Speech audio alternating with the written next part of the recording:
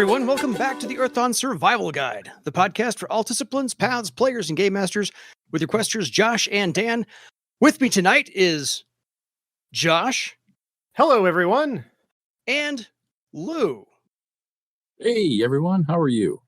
And on today's podcast, we'll be discussing all things prosperical because we're going to talk to Lou for the next hour, 2 hours, whatever we got, whatever we can steal Lou's time from. And go from there. So I have the first. You've already answered my first question, which was, I wonder what the ickle word will be. As much as I can pull out of some orifice. So the first edition line developer, the fourth edition original line developer, and some schmuck who happened to stumble into this conversation, that would be me. So welcome, Lou. Thank you. Well, thanks for having me. As I hope some of your listeners know, I've been listening from the beginning, and I try to engage the online community, at least on Facebook, with comments and feedback about each episode. But not a lot of people respond to it, but I don't care. I'm still going to share. There actually were a couple of comments in the emails we got that people who have seen that and do appreciate it, even if there isn't a whole lot of response. They do like the insights into the original ideas and memories of days gone by and all that sort of thing. Oh no, they do appreciate it. I just don't feel like I need to comment because I'm already doing the show in the first place. I read your comments, I like them, and that's my ego just wants to do hands off and let everybody else enjoy your feedback. But that's me. But I'm already sucking up to everybody in the first place, repping the first edition logo on my shirt. So anyway, I've done all my sucking up to Lou right now. So we had an idea for where to start the show. And the first one of the emails we got starts off this way. I started playing Earthdawn in the 1990s before the internet had videos or podcasts, so we had to guess how to pronounce certain Earthdawn words on our own. I have heard how Josh and Dan pronounce many of these, but I am curious how Lou pronounces the following words. Josh has some flashcards, so we can all just kind of play along. I will put them up. I will apologize to those people who are watching the video because it's going to appear in reverse on your screens there on YouTube, but Lou will be able to read it appropriately, and we'll go from there. So apologies there. I couldn't figure out how to get that to work properly when I realized it was going to be an issue. So here is the first one. Alacia. Oh, okay. I always said Alacia, but that was just me. Yeah, and I always did Alacia with a hard C. Alacia. Yep. Like school. Okay. And I will preface this. I will say that some of my pronunciation, I believe, comes from discussions with Christopher Kubasik, the gentleman who created a lot of these people, a lot of the names. Some. And discussions in the office with Sam Lewis when he was editing the novels, and et cetera. We had to talk about people. That doesn't make it right necessarily, but that's how I pronounce things. Well, if they were the creators and gave you the names, then I would say that's probably better than the rest of us are doing.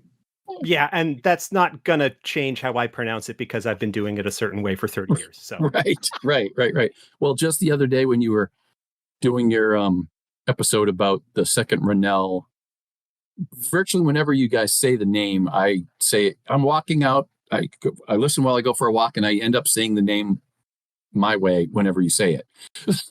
So, or at least in my head, I do. So that's fine. All right. Moving on to the second one. Corollas.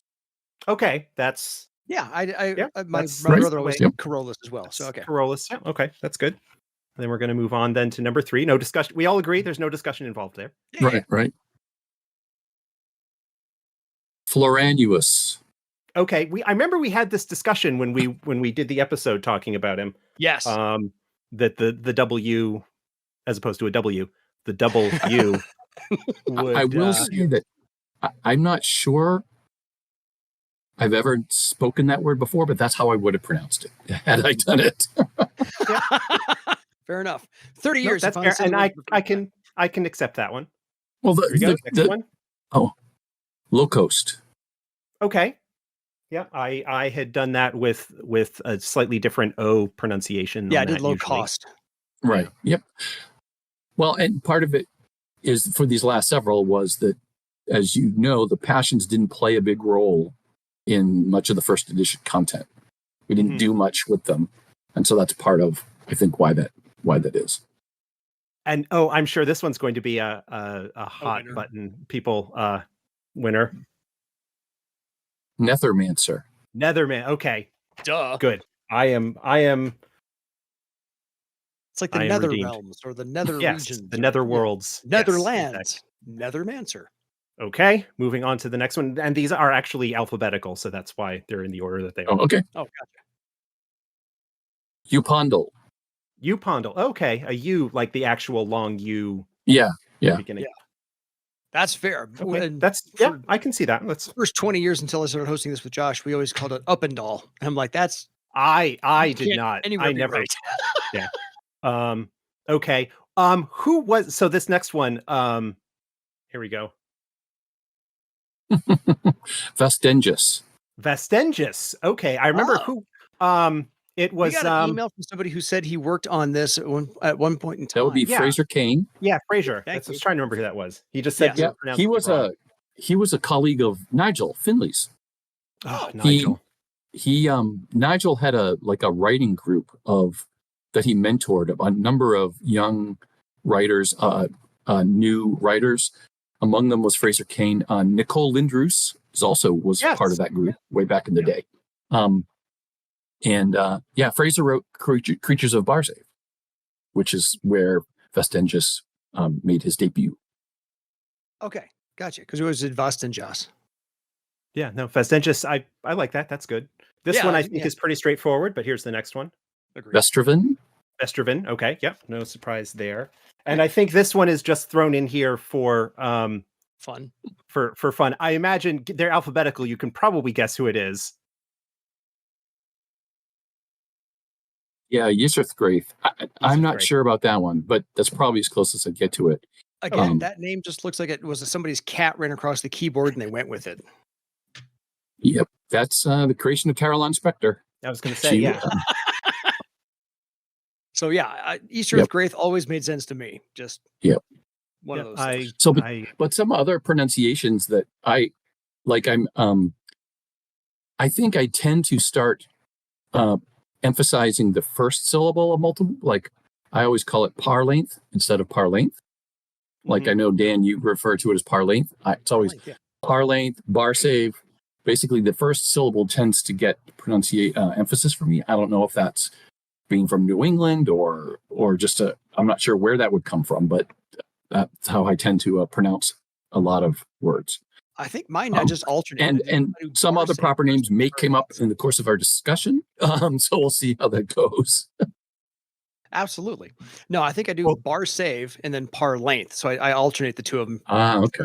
Absolutely no good reason other than variety. That list was provided to us by K. Scott Rowe, a frequent contributor to the email bag. Absolutely. Thank you, Scott. He's got a couple of other questions that I'm sure we'll be getting to at some point. But thank you, Lou, for playing along with that. Sure. With that game. Totally. So authoritative to some degree. Take that what you will. So to continue on with the rest of these random questions, I took everybody's name off the emails because I figured that was going to take like too much time to thank everybody for their emails. So you know Thank who you, you are. everyone. You know the questions that you sent in. There were only a couple of duplicates, oddly enough. I found that really strange. So we brought up earlier in our pre-discussion, K. Scott Rose asked the same thing. What were the plans, if any, to continue any coordination with Shadowrun and Earthdawn? Interesting place to start.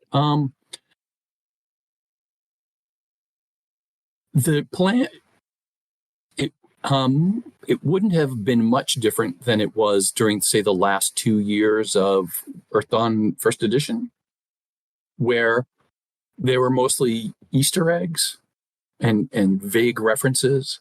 Now, obviously, Shadowrun picked up some storylines that dealt more with the horrors around that time, following Super Tuesday and the Dragonheart saga.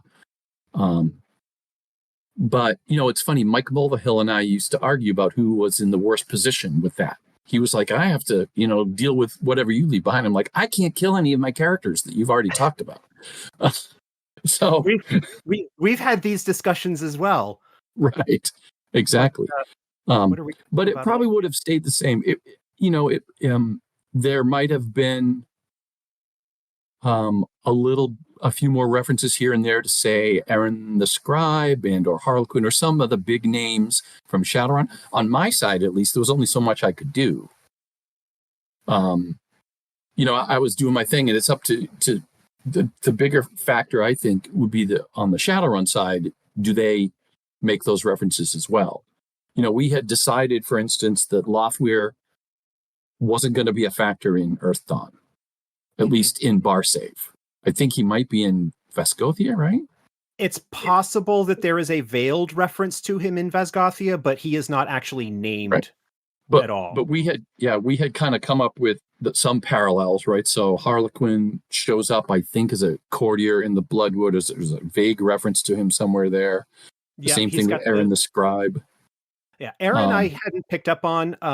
Harlequin goes in the Bloodwood book as an envoy from Seriatha.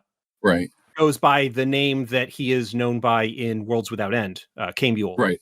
Yeah. Right. Caimbuel shows up under that name, but I had always wondered whether Aaron actually showed up. That's one that I think has flown under a lot of people's radar. I think he's in the Bloodwood somewhere, but I can't remember off the top of my head. And I haven't read it all recently. So I guess I don't know how good an answer that is, but there was no, we had never talked about any direct crossover kind of stuff. Now, here's an interesting tidbit. When I started playing Shadowrun when it first came out, I picked it up at the Gen Con that it released, and I brought it and introduced it to my group, and we played it, and and in one adventure, I had them go into the lair of a dragon or something, and they went through a time travel portal. And they ended up in a past medieval setting. This was before I knew Earthdawn existed. I don't even think they had thought about doing the game yet. I just thought it would be a kind of a cool thing, because right from the beginning, Shadowrun had said magic returned. Mm-hmm. So there had to be a time when magic was there before. So I made up this little weird, again, this sort of like a time travel ward that they walked through, and they found themselves in an ancient civilization, and then they did a thing, and then they came back to 2050. Little did I know, a few years later, I'd be working on a game that was based on that same kind of idea. So I don't know, this is actually one of the questions, but that's a good lead into. You've probably told this in other places, but how did you get to Earthdawn? Like, how did you end up working on that game and being brought on with that? Yeah. What was kind of the path there? Okay. So I started my gaming career working as a playtester and minor contributor to DC Heroes, published by Mayfair Games, which was designed by Greg Gorden. Yeah. And so I got to know Greg. And then while I was at Mayfair, I also helped on Chill 2nd Edition. That really doesn't play into this story too much, but, just my bona fides, I guess.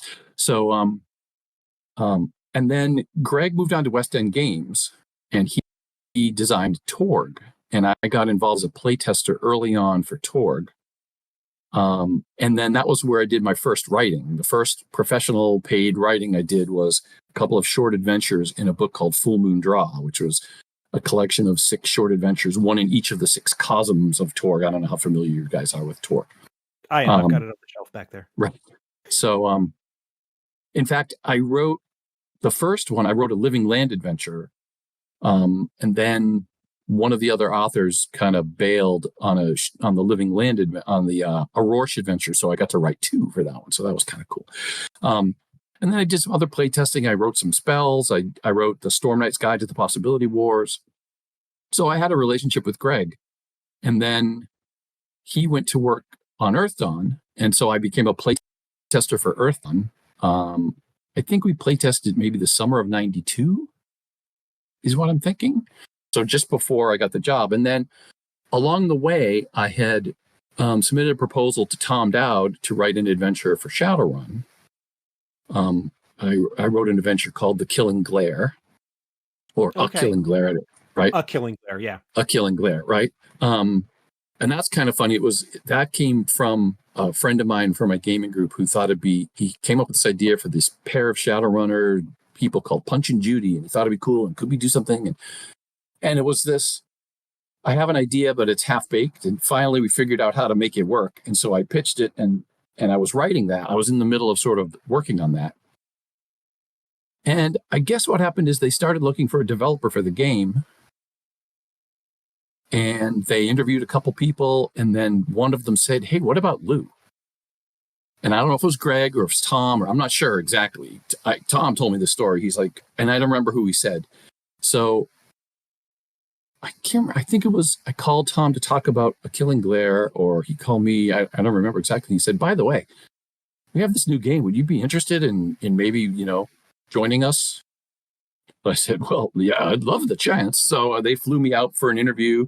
And I met with Sam Lewis, who was the president at the time. And then I met with Tom and Mort Weissman, who was the CEO and owner. And Sam liked me enough to give me the job. So that's kind of how I came into it. So I credit my relationship with Greg because I play tested a number of things with him, and I sort of followed him. He, worked on DC Heroes, then he worked on Torg, and I worked on Torg, then he worked on Earthdawn, and I worked on Earthdawn. So I kind of credited my relationship with Greg. It's all in who you know sometimes. Look, it is a small industry. Well, that's how I got to be on the podcast with Josh. Right. Well, and the truth is, sometimes you just have to ask. Right? Like, yes, you could have done the podcast by yourself, but all you have to do is you reach out to, "Hey, how'd you like to do a podcast with me?" And lo and behold, he says yes. Right? I mean, that's exactly what I did. Yeah. Well, and I took the John Madden principle, because when he was first asked to do TV broadcasting, he's like, "I better say yes now because they may never ask me again." Mm. So always say yes first, because they may not ask you a second time. So I had to go along with that. So since we're on this right now, I'm gonna do my question first, because I thought of one just before I signed on tonight, which is, so who had, or how did this come about, the creative process?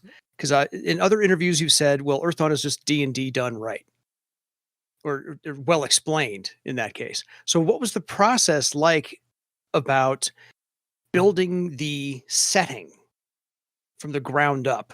Literally, did Cares come first as the post-apocalypse, and you had to explain the apocalypse? You had to explain the Cares?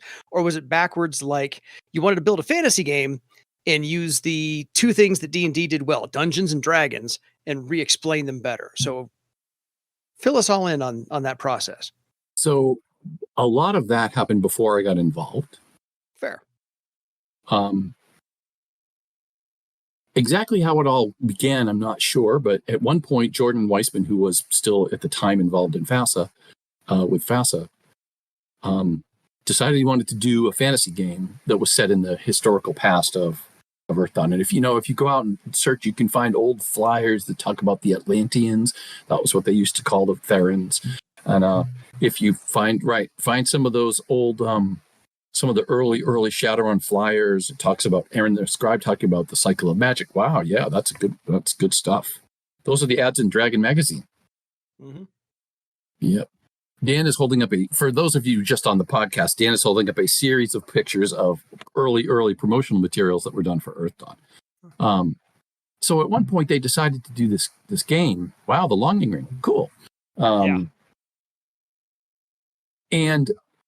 I did have at one point some old notes from Chris and Greg's early meetings, and they basically built up lists of things that are cool in D&D that we should emulate. And one of them was polyhedral dice. We should use all the dice. Yeah. I got to believe one was dungeons. Your one was probably dragons. But then again, they exactly where this magical apocalypse came from, I'm not really sure.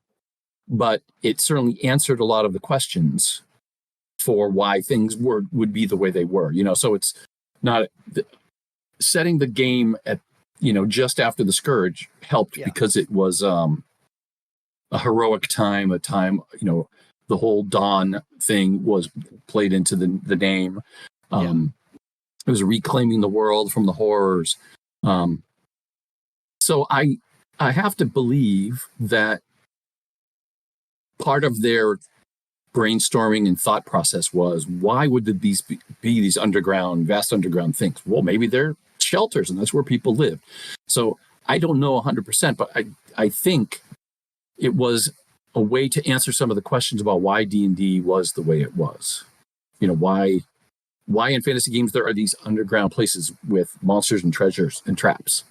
Yeah, because otherwise it doesn't make any sense, to your point. And so I was just curious if that's, let's take this trope or this setting that we've all heard about before, and in our game, make it make sense and write it all in there and put a story behind every aspect of it. Yeah. Well, it's interesting. Like.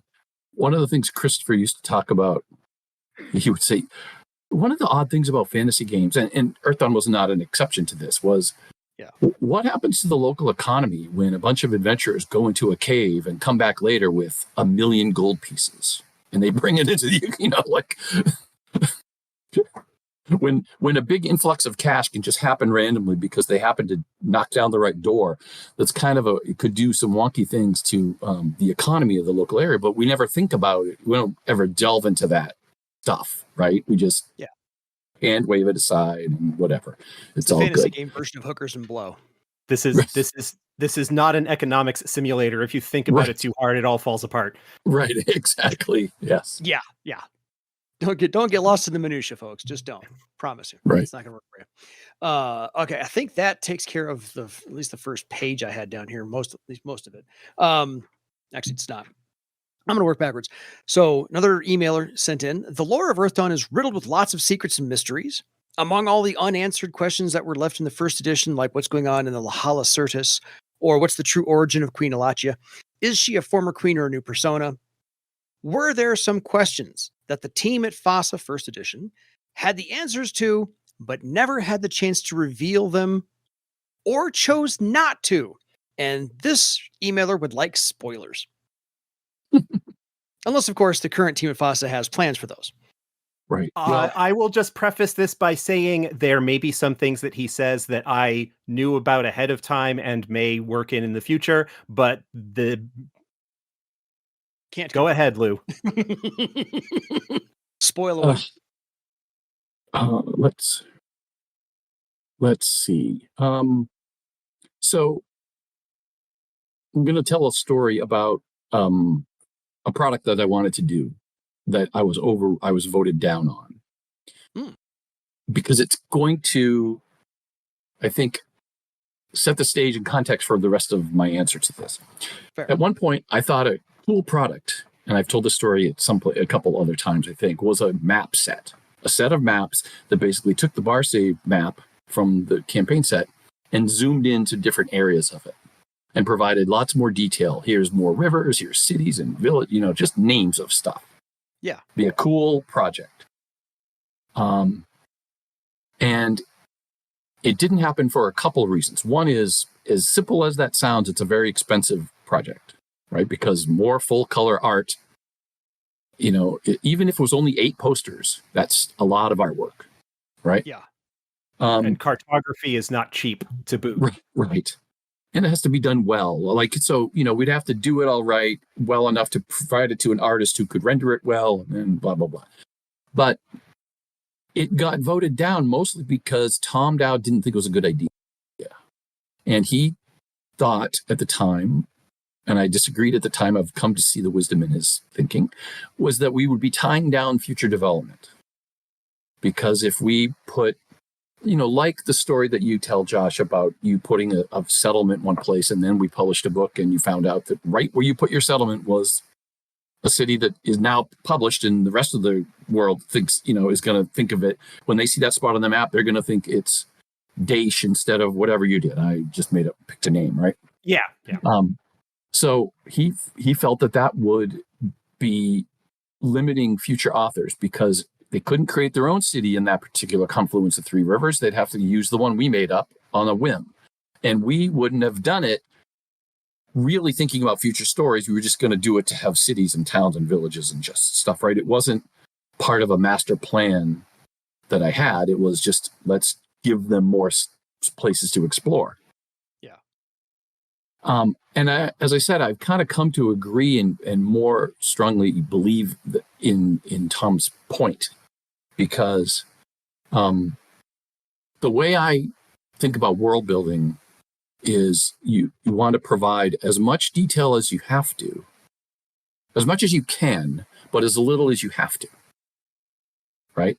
So you don't want to go too far too early, because you may hamstring yourself later. And so all of this to say, I don't know what the story with Shiva-Lahala Certus was. Right? I don't know. We didn't plot out the answers to many of the mysteries that were there until we had to. Mm-hmm. One example is the Denerastus, right? So they were a cool, powerful magic family of magicians in the northwest corner of Barsave. And if you read the early stuff, like in the Earthdawn rulebook and the Barsave campaign set, they're just this powerful family of magicians who rule with an iron fist. Kind of a stereotypical fantasy trope. Right. It wasn't until at some point, and I don't recall the specifics of how this came about, that I think I was probably thinking, why are they special and cool? Are they just cool magicians, or why? And that's somehow we came across this idea that they were the progeny of a great dragon. Ooh, and maybe they're the progeny of a great dragon that didn't get along with the other great dragons. And so that all kind of spun out. But that wasn't, there was no note from Chris Kubasik back in the day that said, by the way, they're all the children of a dragon. They were just a powerful magical family.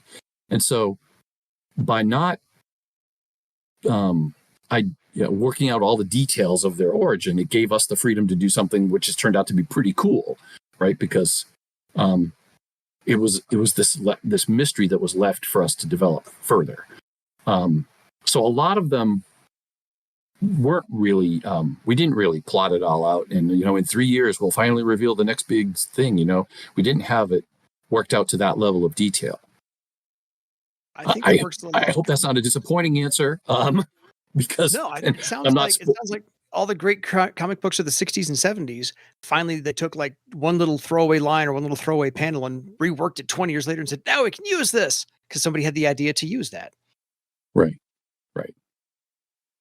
I think that. So yeah, there's lots of mysteries that we didn't really work out the details. I will say that, in my view, Aletia is one of the oldest living beings in Barsave.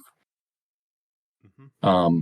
There's a few scaly guys who are probably a little older than her, but aside from that, she's definitely one of the oldest ones. I don't remember if we talked about any other second worlders, but she's been around a long time. So here's a question. In your mind, was she Cainreth? I think so. Okay. That's good more enough for me. firmly, she was Liara, I'm pretty sure. Okay. Well, Cainreth was the first. She was the one in the legend of the first speaker, the one like way back in the ancient forgotten times. Right. No. So I don't think she's that, but she's definitely, at least I believe, Liara. And Phala might have been somebody else. But, she's the queen, and she disappears for a little while. She comes back with a new name and is the queen again. And we could get into a whole discussion about whether Aletia or Alakia, however you want to pronounce it, is really her name. And how does naming work with these people and creatures that are thousands and thousands of years old? Yeah, it's podcast 300 though. We got we got time. Right. And it's funny because whenever that comes up, I think about it. I'm like, I wonder why no one's asked about how did she change her name and still be powerful, and etc. And so, neither of those might be her true name, right? There may be some other name that only certain people and creatures know. Yeah. Well, it would make sense, because dragons likewise have sort of multiple names that they are known by. Right. And so sort of like I imagine that her royal fussiness would be aware of that same type of magic to be able to take advantage of that. Right. Yeah, it's true. Yeah, Uncle Mountain Shadow told me how to do it. Right. So Okay, I have a fun toss away question. Lou has answered this before, but if you don't mind him asking again, is the Drake Rosper a play on your last name, as in dropping the first letter and the last letter? oh wow, I don't think so, but it might be. I don't remember. I don't think so. Fair. But I will. Okay, I'm pretty sure I didn't write the first appearance of him, so it could be whoever wrote it did it. But That's an homage. I didn't do it on purpose. That's fine. We writers, we like tossing in whimsical stuff to amuse ourselves when we're working on things. Right. Oh, yeah. Yes. All the time. All the time. Got to do that. Okay, how about some off the wall, weird questions? We're going to go deep into the recesses of Lou's brain here. So this emailer sent us in a good dozen and a half. So forgive the litany of weird questions you're going to get. The laser beam cannon towers in Vivain were there hidden plainly in our face from the first promo flyer. How did the idea about them evolve through the years of development of the game? Did you know it from day one, or did it just come up under the development of the Vivain box set or the Bar Save at War notes? They seem very Star Wars-ish. Or is he smoking something the rest of us need to get our hands on? The fact that they may have appeared in that very early picture of Skypoint in those flyers is complete happenstance and coincidence. I don't even think we had thought about them in terms of weapons, if you will, in the Vivain box set. It wasn't until we wanted a cool fight at Skypoint that I thought about that. We just wanted to amp up everything in the Battle of Skypoint, you know. And I know some people think I probably took things a little bit too far with the magic battery and the whole, thing, but I think it would have been cool. And maybe it was in the way it played out. I don't know if that happened in the way it's played out now. In the history of 4th edition, I don't know if it makes reference to any of the details of the battle at that level. Not specifically. That is something that is sort of in the back of my brain as something that happened, but also needed to keep in mind that history is being presented within setting. And so the people in that setting may not know what actually happened. That's why that history doesn't refer to Ardelia's story at all, because it's not something that in the grand scope of clashes of nations, like it is to player characters and people who are involved in that, a very important story. And it is very important to the dragons. But in terms of what a historian in Thrall would be interested in, it's not something important. An observer or a scholar writing about it years later, days later, whenever, wouldn't necessarily have any insight into whether or not a bunch of magicians in Theran actually worked a ritual to send a big pulse of magic to Vivain to help them fight their fight, right? Or if that even happened or how it worked, because it doesn't matter. All they know is, well, we thought there were spotlights, but then they started cutting holes through the ships. That's all we know. Exactly. Oh, it's not a moon, it's a space station. Kidding. So this alien tech, next question, is a secret that the Therans have. He guesses Thera Island is another even more heavily armed stronghold. And what can we find in the lost city capital of Parlainth? Another locus, because more beam cannons, or something even more sinister since it was the capital? That's kind of like a whole bunch of rolled into one. My headcanon was always that Parlainth probably had a locus. So the locus thing didn't really exist when the Parlainth story was done. Fair. Right. So the mechanism by which the Therans force the magic to stay around, I don't think we'd thought it through. We just knew they did it somehow, right? Yeah. And so at one point we sort of came up with this idea that it was this network of, maybe it's the ley lines, or maybe the locust created the ley lines, or whatever, however, chicken and egg kind of thing. But once we sort of had this idea, I thought that Parlainth probably had one when it disappeared, and it probably got corrupted along with a lot of the rest of the city. Likewise, my sort of belief was that that's what caused the wastes to be what they are. That has That not there was- actually been contradicted, but Right. But at the same time, I definitely appreciate your stance, which will let that mystery be something the game master figures out for himself. Yeah. Unless something comes up that forces you to change your stance on it, you know? Yeah. And so, you know, how many there were and where they were, we left it vague because we didn't need to answer the question. Again, going back to this whole as much as you have to, but as little as possible. Yes. Right? So we know they exist.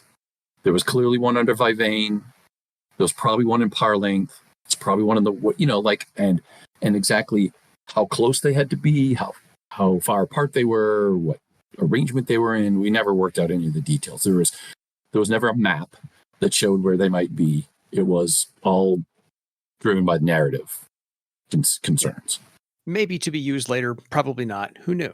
Just leave a couple of dangling threads. Right. I mean, I think to the core of the question, I don't think that there's a magical doomsday device sitting in a cavern underneath Parlength. Fair. I think, unless the game master wants there to be for his campaign. But in I the, was just gonna say that. you know, the way I used to think about it and look at it was, we were telling the story of Barsave, and we were doing it by sort of focusing a lens on a certain part of the setting. So we start with the big picture, then we zoom in on Parlength, then we zoom out, we zoom in on Skypoint Vivane, and then we zoom in on Thrall, and we got to the point where, particularly after Prelude to War, the products we produced had to fit into the overall narrative that the big, as we were telling the story of Barsave in this world, that would dictate some of the products that we would publish. So that's why we never did a Questors or Passions book, because it never played into any of the stories that we were getting to. Now, we might have gotten to it at some point, but you know, I think I may have had a note somewhere about Passion War or something like that, you know, like where they would get into it. But I also I liked the fact that Earthdawn didn't have clerics in the same sense and wasn't wrapped up in the whole religion thing. That the Questors were there and people believed them in the Passions and all that, but it really was just a cultural thing, and it wasn't such a big, prominent part of the setting. Yeah. I can appreciate that. So That makes sense. Yeah, I think there's a general sense, and having known you for quite a number of years, Lou, and talked about many of these similar things, there is this sense that exists in the fan base that there was this sort of grand architect plan that was all kind of laid out, when really there was a lot of, oh, I have this idea, oh, neat, it hooks on here, and kind of expanding like the fuzzy edges of what had been there before. And that gives a sense, or that can give a sense of a lot more forethought than actually existed.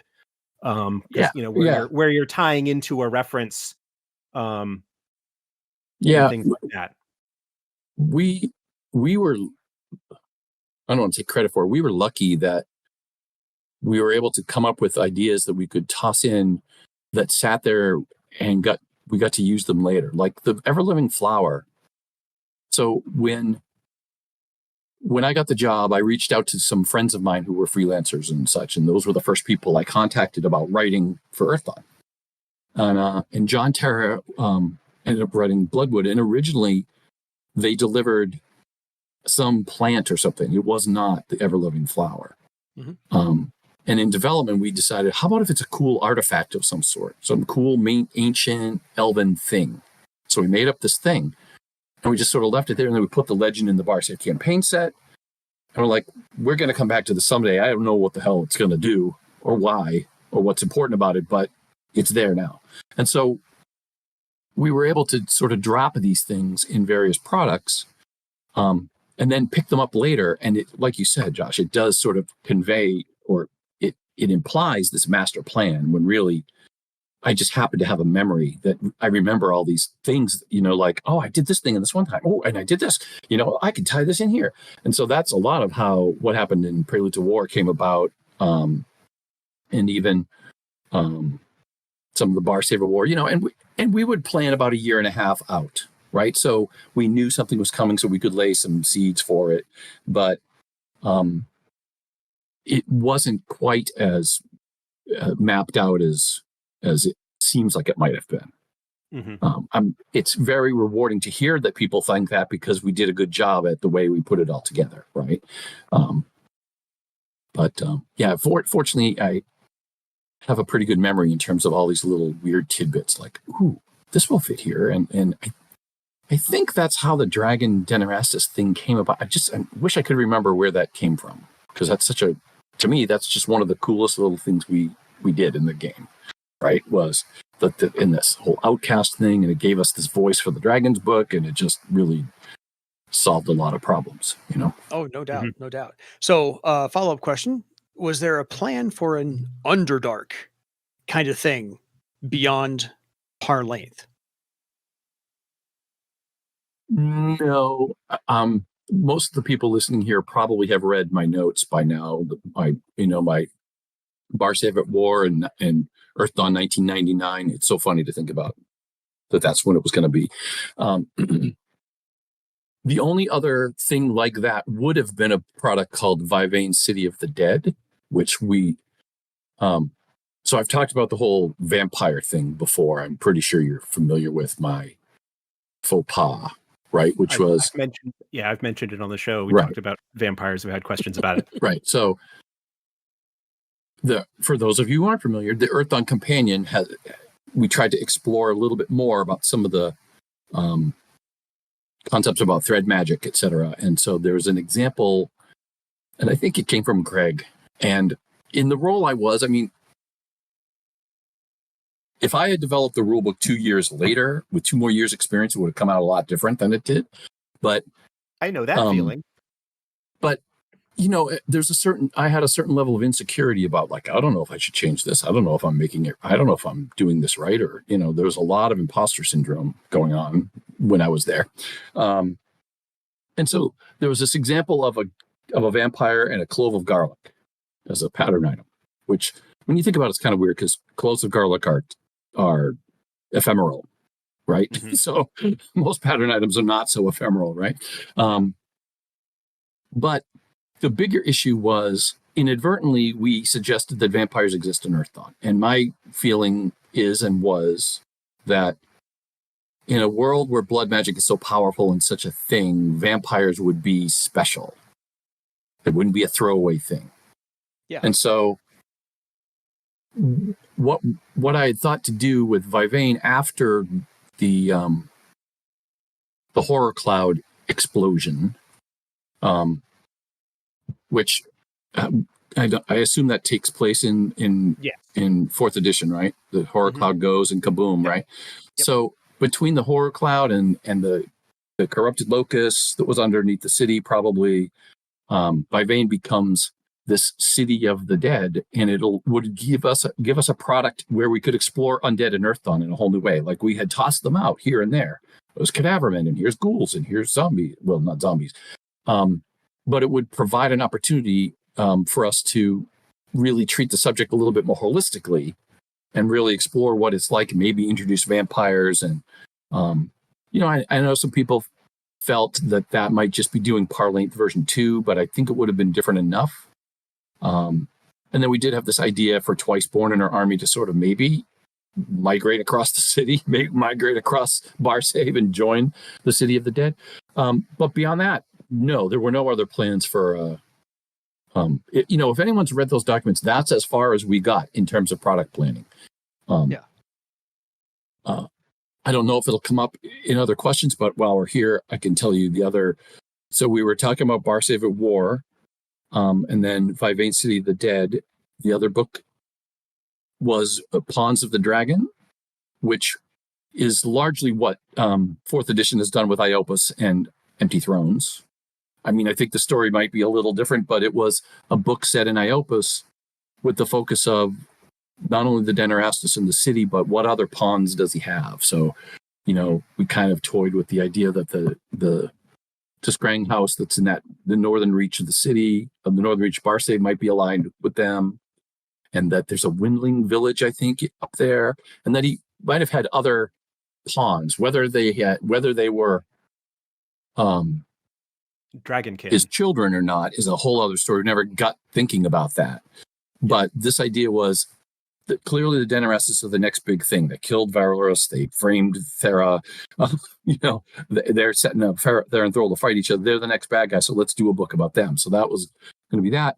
And then the last one that we had toyed with was Scythia, the Dwarven Kingdom.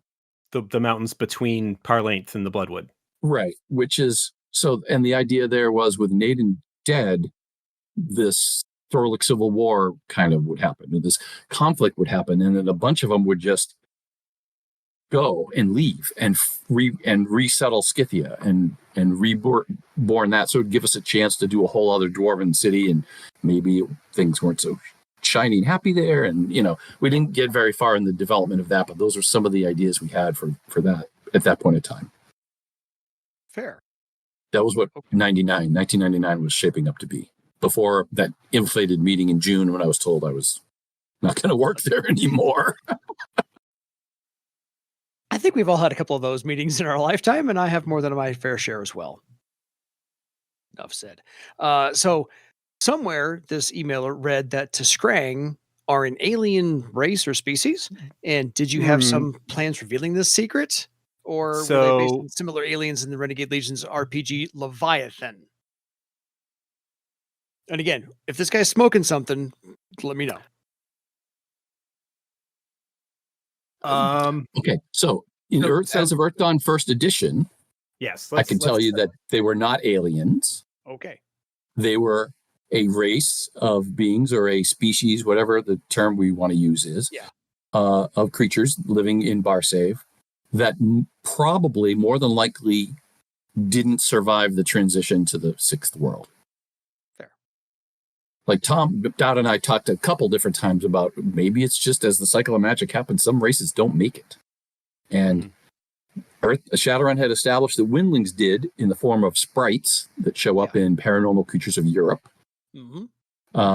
But we pretty much concluded that Tiskrang and Obsidian probably didn't make it. Or at least not yet, because of the magic level. They are a much more magically inclined race, so there's no right. So the first answer is that they didn't make it yet. They just haven't shown up yet. But we kind of thought maybe they didn't make it at all, just because who knows? A lot happened in those 5,000 years, right? Yeah, so mammoths were here. Mammoths are not here now. Tiskrang, we're here, are not here now. So. Go ahead. You can talk about that. I was going to say, now I'm going to talk about the 1879 thing. With the portal and the other world and everything going on with 1879, which is really where the biggest part of the Tiskrang being aliens comes from. That doesn't necessarily mean that the Tiskrang were aliens. The whole premise of the Gruv, the 1879 world, and the fact that there are descendants of the Babylonian and Akkadians that are there because there was other portals that have opened up in the past. It's absolutely possible that the Tiskrang are over there because they went through a portal from Earth and are from Earth and are also, visitors from Earth to that other planet. That's certainly a mystery that I'm not inclined to actually answer one way or the other. And I think there's no way to win that. Yeah. It's another of those sort of like Easter eggy kind of, this is neat, but they have their own completely different culture. And the fact that they are kind of similar may or may not have anything to do with where they originally come from. Right. And they're Saurids in 1879, right? That's the term for them, because that's what the British called them when they met them. Right. Akin to the Saurials from the D&D line, I believe. Yeah. Something along those lines. So some similar nomenclature there. Shifting gears a little bit. The Black Vaiju Dust there in present Earthdawn timeline. AKA the ash. Yeah. Yes. Is it the ashes from a forest? Or is it something else? Do you have any more meat on this idea or story than anything that's been alluded to at all? I'm not sure to what you're referring. He's referring to the information about the wastes that was developed and talked about in the Elven Nations book. Oh, yeah. Gotcha. Basically, which kind of talks about, doesn't really talk about the origin of the ash that blows in from the wastes, Not at all. but does provide some terminology for it. Okay. And so, I guess the question is that something that was thought of? Whatever idea you might have had with the original. Right. So I think no. Just to clarify, I am not familiar with 4th edition. I don't play games much at all anymore, so I don't buy a lot of games. I haven't really bought anything. I recently bought some Call of Cthulhu stuff because I went to a convention last year and we had some fun playing Call of Cthulhu, so it's kind of getting me back into things a little bit. So references to things from the 4th edition stuff I know some of it just from seeing discussions online, but I'm woefully undereducated in that regard. I've always found the idea that the wastes and the Elven nations were in any way connected to be an odd train of thought. Recently, I was in Ireland on a family vacation, and I think I posted from there at one point that it reminded me. I was behind on my listening because it didn't work out, but being there reminded me that basically Ireland and England were what we thought of as the Western kingdoms back in the day, in the 90s, when Tom and I were working on stuff. When we talked about the Western kingdoms, it was pretty much west of the Bloodwood and west of the northern part. And so it was England and Ireland. And in fact, Ireland is Tir na Nog, which is Shadowrun, other elven nation in one of the elven nations in Shadowrun. Yeah. And so the idea that the wastes in any way sort of connect to, I mean, I get it from geographically, maybe the very northern part of the waste may touch the southern parts of that, but it always felt very alien or weird to me. Like I never quite dropped that leap that people made. You know, and I know at one point in early discussions or early and since aborted discussions and ideas for the Elven nations that the Western kingdoms was the wastes, or there was an even stronger correlation, and that I never understood where that came from either. So fair. But, so, did you have any idea, setting all that aside, did you have any idea of what might have been going on in the wastes that was never really talked about? Aside from again, towards the end, the only thing I had thought of was that maybe it was a locust that had gone bad somehow, but in a different way. Mm-hmm. And that it basically became a big dust dispenser, just like pumping out this corrupted ash. So we'd never really gotten there to think about what it was or what it was doing, because again, it didn't sort of play into the main storylines that we were exploring, right? Mm-hmm. We might have gotten more into it because that Pawns of the Dragon book would have had a chapter or section on Jarrus, because they're the next closest city to Iopus, and Iopus wants a shipyard, so they pretty much claimed Jarrus as their own. So we might have explored it a little bit, but it never really showed up on the radar in terms of a mystery to solve. Fair enough. This emailer had a whole bunch of questions about the Loci, all the locusts. So in your Barsavian war notes, you also wrote that smaller loci or parts shards of them could be used to operate stone airships without using raw magic from slaves. How do you picture this would be working? So and again, more specifically, the dragons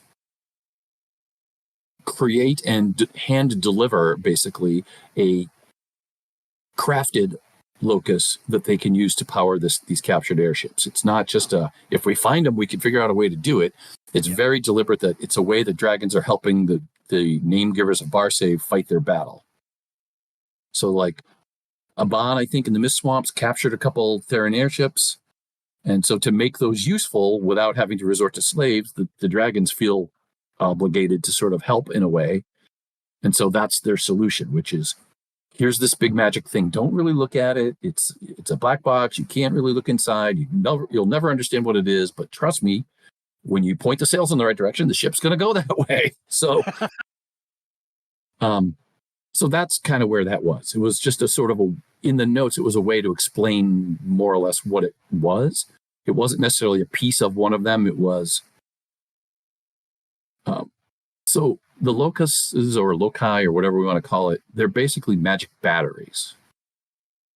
And so think of these little ones as small magic batteries that fit on a ship. But I mean, like boulder-sized magic batteries, right? They're pretty big. Yeah. But these other ones would be little magic batteries that they could use to power one of these Theran stone airships without resorting and requiring slave labor. Okay. So again, it wasn't like they cut a piece off of one. It was, They made their own. Right. Gotcha. Because they're dragons, they can do that. Right. Well, and the other thing to remember, those notes were largely for myself. I mean, I was going to share them with authors. I think I did send them out to authors because I had started to get some early drafts for some of Bar Saber War when I had the meeting in June. So the notes were largely to myself to sort of figure this all out. And I think I've said before that I don't know how successful that book would have turned out, because I thought it could work like Prelude to War, but the nature of the events and such was much different. Mm-hmm. I think there's a way to do it, but I'm not sure I had found that way at the time, and so we would have plowed ahead and we would have developed it, but it wouldn't have, I'm not sure how successful it would have been, quite honestly, just because, and Josh, I think you've talked about some of the challenges with it, just because of the nature of the events. Like Prelude to War worked because there are things that happened, and in the aftermath of those, there was adventure possibilities and potential. Gotcha.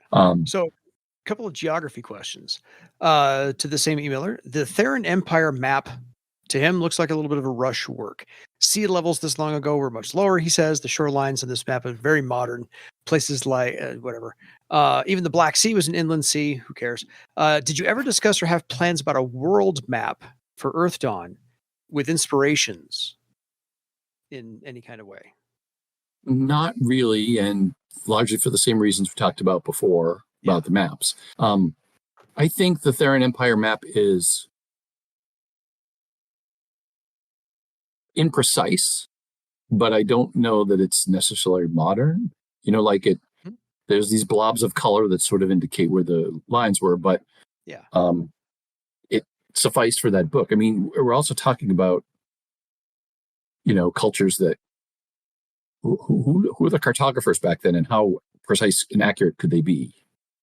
I agree. It's an in-game map. Right. Right. Exactly. Josh, earlier you talked about the in-game narrative that describes the events of the Second Theran War.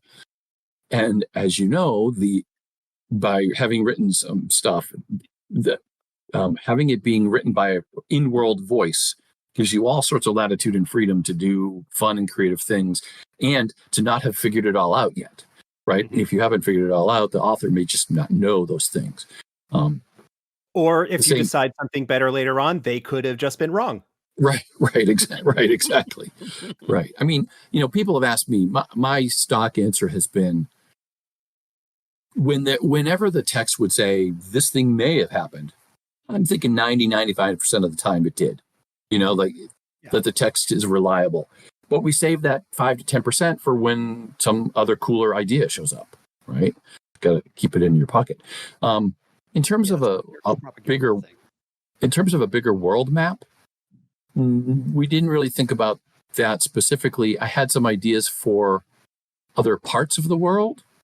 Mm-hmm. One of the other books I wanted to do was Legends of Earthdawn Volume 3, The Journal of the Earthdawn, which would have been, had the Earthdawn shown up. And so, as an aside, I'll talk about this a little bit. In my notes for Bar Saber War, I had the Earthdawn showing up in the middle of the battle. Yeah. We thought, I wanted it to come back. I wanted to do this book. And then between sending the notes out and at some point, before I had a chance to revise the draft, we came to the realization that it was a little too much Deus Ex Machina, right? That it would show up right in the middle of the battle where it's most needed and helpful, right? Yeah. As cool as it might be, just a little bit too much. So I pretty much had decided in my head, at least, that wasn't going to happen anymore. That was one of the things that I don't think I ever communicated to the living room games gentlemen, because they did have it happen in there. So that said, I wanted the Earthdawn to come back, and this journal would have included log entries from all the and the idea and the conceit was that the Earthdawn had been everywhere. Yeah. And in fact, I was just reading through a piece of something in the Theran Empire book, and there's a reference to the Earthdawn in there. You know what? It's in the Dragon's book. I take it back, but it's in the Dragon's book. But they're talking about Kriana and how there's a report from Kriana of the ship, and it turns out that the dragon believes it's the Earthdawn. So the idea was that the Earthdawn had been everywhere, and that this journal would give us a chance to sort of explore what the rest of the world was like. And as kind of cool and as engaging as that might be, the downside is it might give away the party. It might sort of spoil, like if they went to the area that is now North America, that we consider North America, and they talked us about the different types of adepts and how magic is used and blah, blah, blah. Well, then that's how you kind of have to do it. And if a better idea came up a year later, then you're contradicting yourself, or the author's just completely wacky, or, it just could have shoehorned some things in a way that might not have been ideal. Yeah. So I still think it would be a cool product. I still love the idea of the Earthdawn coming back. I had some interest, like in my mind, it is not a pristine ship. It's now comprised of very different types of wood and construction. You can tell it's been through the ringer a few times. Oh yeah. Is it the It's original got an Earthdawn air, once I you think, replaced all the bits of it? Right. I think it's got an air elemental bound in it. So that was one of the other sort of ideas, was that they'd actually captured and sort of bound an air spirit, and that helped keep it flying and going. And what the relationship between the crew and the air spirit was unresolved, right? It could be good, it could not be so good. So that's the extent, and I, at one point I did have a thought about what magic might work like in other parts of the world. So yeah, I've always sort of believed that a lot of the game system, or a lot of the stuff in the way characters are defined, is Barsavian centric.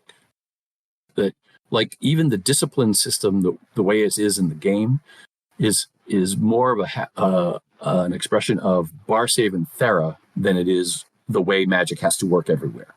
So if I were to draw the line between what's setting things and what's game mechanic things, talents and ranks are on the mechanics things. Those have to be the way, they have to be there everywhere, because that's how we represent abilities. But disciplines, I don't think so. I think disciplines could be more Barsav specific.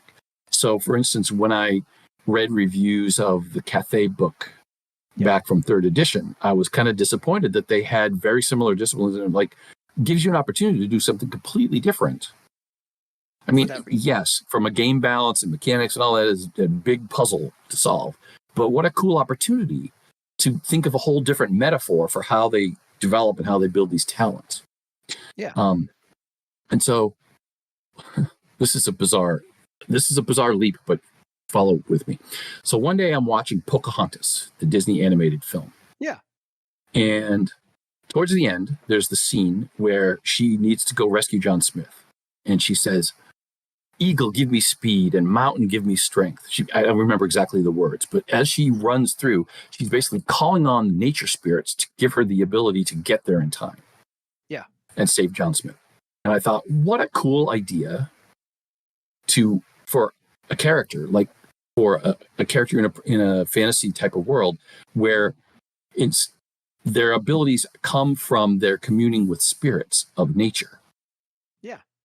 And so one of the thoughts I had, I don't know if I even wrote it down, was if we ever get to North America or South America, maybe there are these spirit adepts that use, and what we would do is take the talents, but link them in some way to spirit, so that if you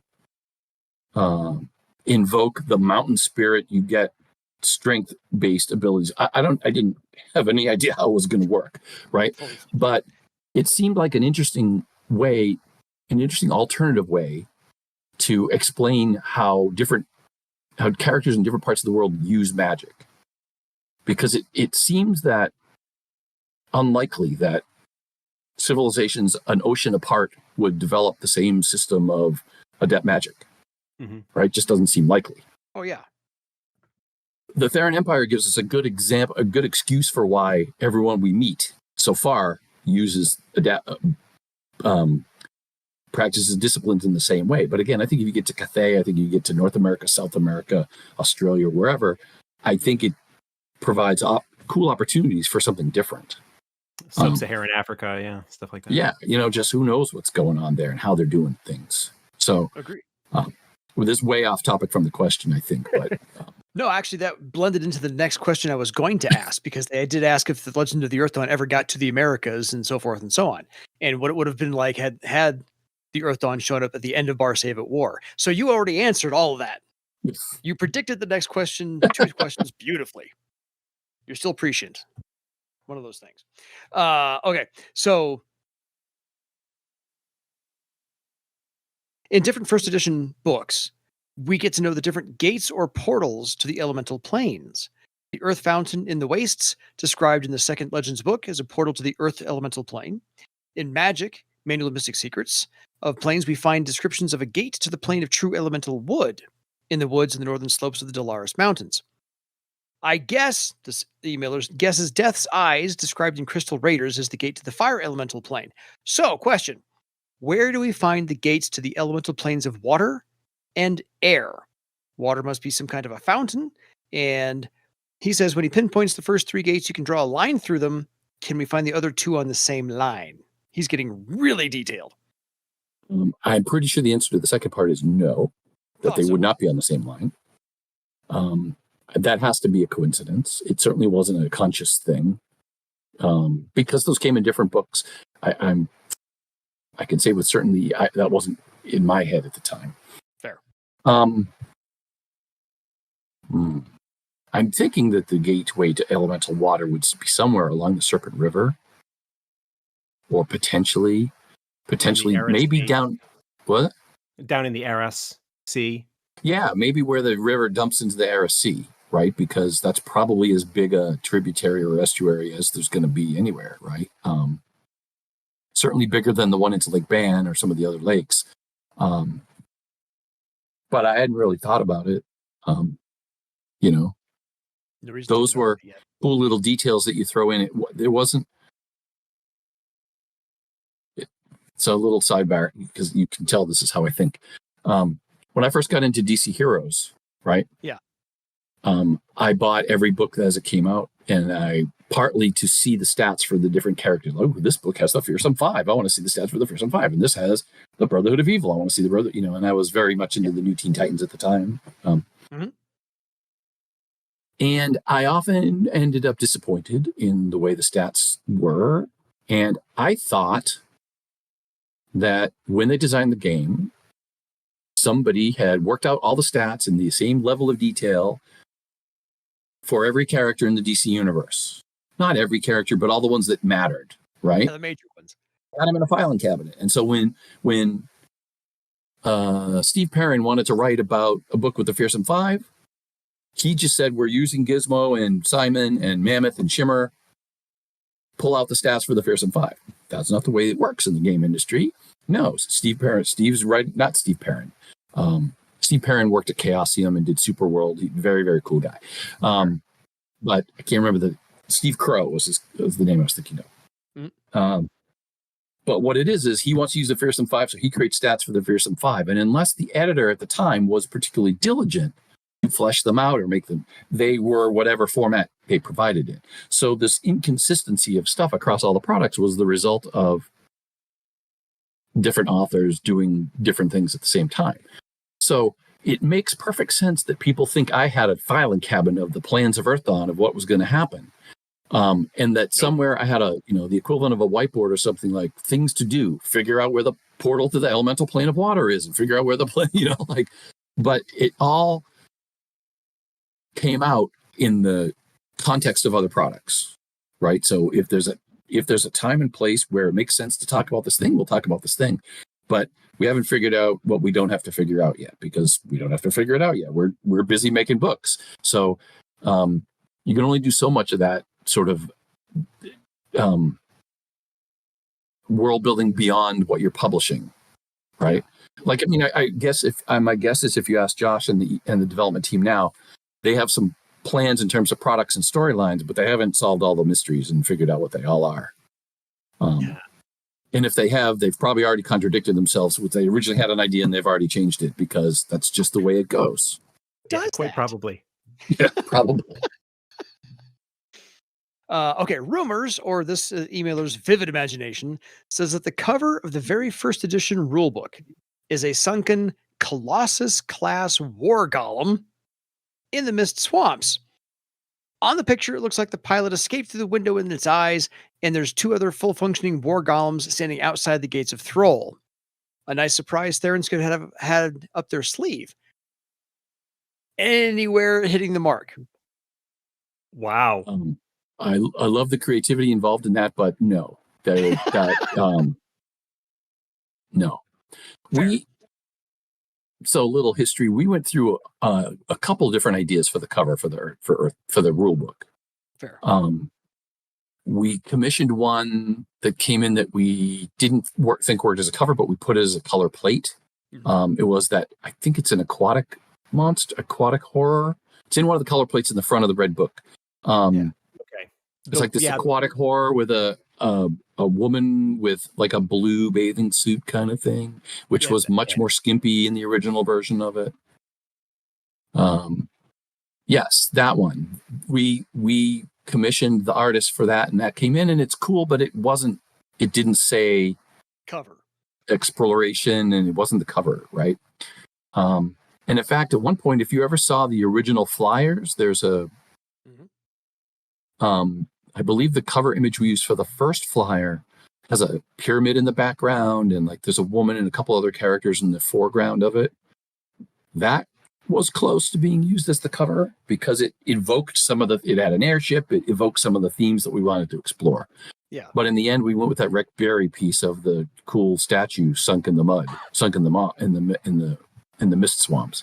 Yeah. And whether that was the mist swamps or not is debatable, but it was clearly a swamp. It got captioned as the mist swamps in the right. book. Well, so that was another chore we had to do, is we had to caption all those pictures, which is some of them are kind of goofy, but we got 12 pieces of art. Figure out what these things are. Okay. I remember doing that with the 4th edition color plates. Right. And that's where, ironically enough, some of it's goofy and you never see again, but some become characters that take on a life in the game. Like Onaro, not Onaro, he was my character, sorry. What? Omasu, right. Omasu, yeah.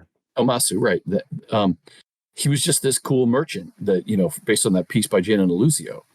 Yeah. And then when we wanted a merchant organization that was tied to Obsidian, we thought, well, that's kind of cool. Turn him into that. So, and that, tied into the life rock that got crushed and all that stuff. Yeah. So that's how creativity happens. A little here, a little there, throw in, all kinds of pieces all over the place. So last 2 questions from this emailer, then we're done. So he asks why you hate goblins. They exist in Shadowrun, and as Fays in 1879, the Shadowrun companion dwarven race variants calls it canon there, so why not include goblins in Earthdawn? I don't hate them. I just didn't think we needed them. Yeah. And I guess the question is, do we want them as an antagonist or as a name giver race? And for whatever reason, 8 seems like a good number for name giver races, right? I mean, I don't know that 9 or 10 would be worse, but I think it makes it more complicated if you have 9 or 10. Yeah, and I think the proliferation of player character races or species doesn't. I don't know how much value it adds to the game. Like how different would they be? Agreed. Than some of the other existing species. Yeah, because the 8 that are presented in Earthdawn are distinct and unique. If you start watering it down to say, well, goblins are kind of between dwarves and windlings or whatever the case may be, yeah. Right, and I know you could say, well, then what happened? What's with the leafers and the jackalmen? And I would say, you're right. I probably should have thought more carefully about that, but at least they were from a different place, a different enough place that it made some sense, and they were certainly of a minority in terms of the population. They weren't very, populous. So, that's kind of why I don't hate goblins. I just don't think they necessarily belong. Yeah, but there was also one of the things that Earthdawn did a little bit differently compared to D&D, was like that there weren't, 20 different monstrous humanoid races to be various levels of opponent. And that like you had the horrors and plenty of opportunity to do weird, like monstrous kind of stuff as a result of constructs or corruption or whatever, but that also a lot of the antagonists were just other people. Right. Yeah. Yeah. Like it's like in our world, right? We only have one species and we find plenty of reasons to fight each other. And sadly, we find plenty of reasons to fight each other. So agreed. Last question. Did you have any input at all in the development of 1879? And I think the answer is obviously no, because you're out of the business for quite a while. So, no. I'm not going to say any more than that. Fair. So, the duplicate questions we got. Can you name a favorite of each one of the categories? Favorite player, favorite name giver race in Earthdawn?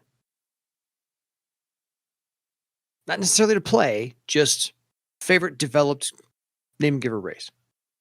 Oh, in terms of the way it's developed, then to Scrang, almost without question. It would have been a toss-up between them and Obsidian, but John Rhodes did such a fantastic job with both the essay in Denizens of Earthdawn Volume 1 and the Serpent River book that it's just a fantastic culture the way he developed it. So, I think if somebody were to say, what's a book that you can show me that really shows why Earthdawn is cool, I think the Serpent River would be right up there among my choices. No argument from the two of us. Yeah. You're our people. So favorite discipline? Tough one. Probably the Swordmaster. Potentially some bias there because my wife played one in her early play tests, but still very cool discipline. Hey, whatever makes it your favorite, makes it your favorite. Any favorite spell? Oh, God. Onion blood, I believe. Yeah. Oh, yeah. That one. I remember that one. And for those of you who don't know that one, probably that or Razor Orb, or perhaps just one of those, like, oh my God spells, right? Yeah, like, this thing exists. That's a spell. Yeah, that's a spell. Yeah. Watch me work. Any favorite creature out of the bestiary? I really think, though they don't work as great in the game as I wish they did, I love the look of Shadowmance. Oh yeah. I mean, nothing as cool as a flying manta ray with a scorpion's tail, right? I mean, exactly. That's just awesome. I love the two things mashed together. I also do love blood monkeys, just because they played a fun role in my game. Everybody who's used blood monkeys, every GM who's used blood monkeys, I think loves them because they are invariably the adversary that is going to send player characters fleeing. So the creature I used to use a lot in my games, I never really used blood monkeys. I think I might have used them once or twice. My wife always wanted to use me to, like, where are the monkeys? Monkeys. She wanted, and I'm like, you don't understand. If one of them hurts you at all, you guys are done. Like, right? But the one I used a lot were Krogan.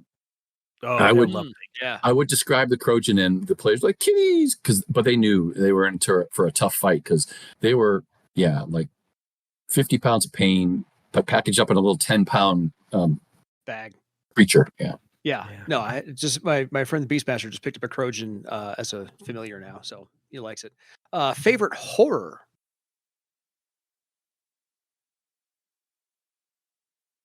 I got to go with the big V, Vertigorn. Fair.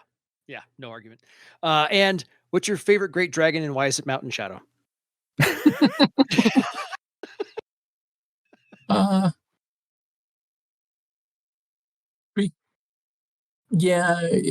I don't know why it's Mountain Shadow, but it is Mountain Shadow.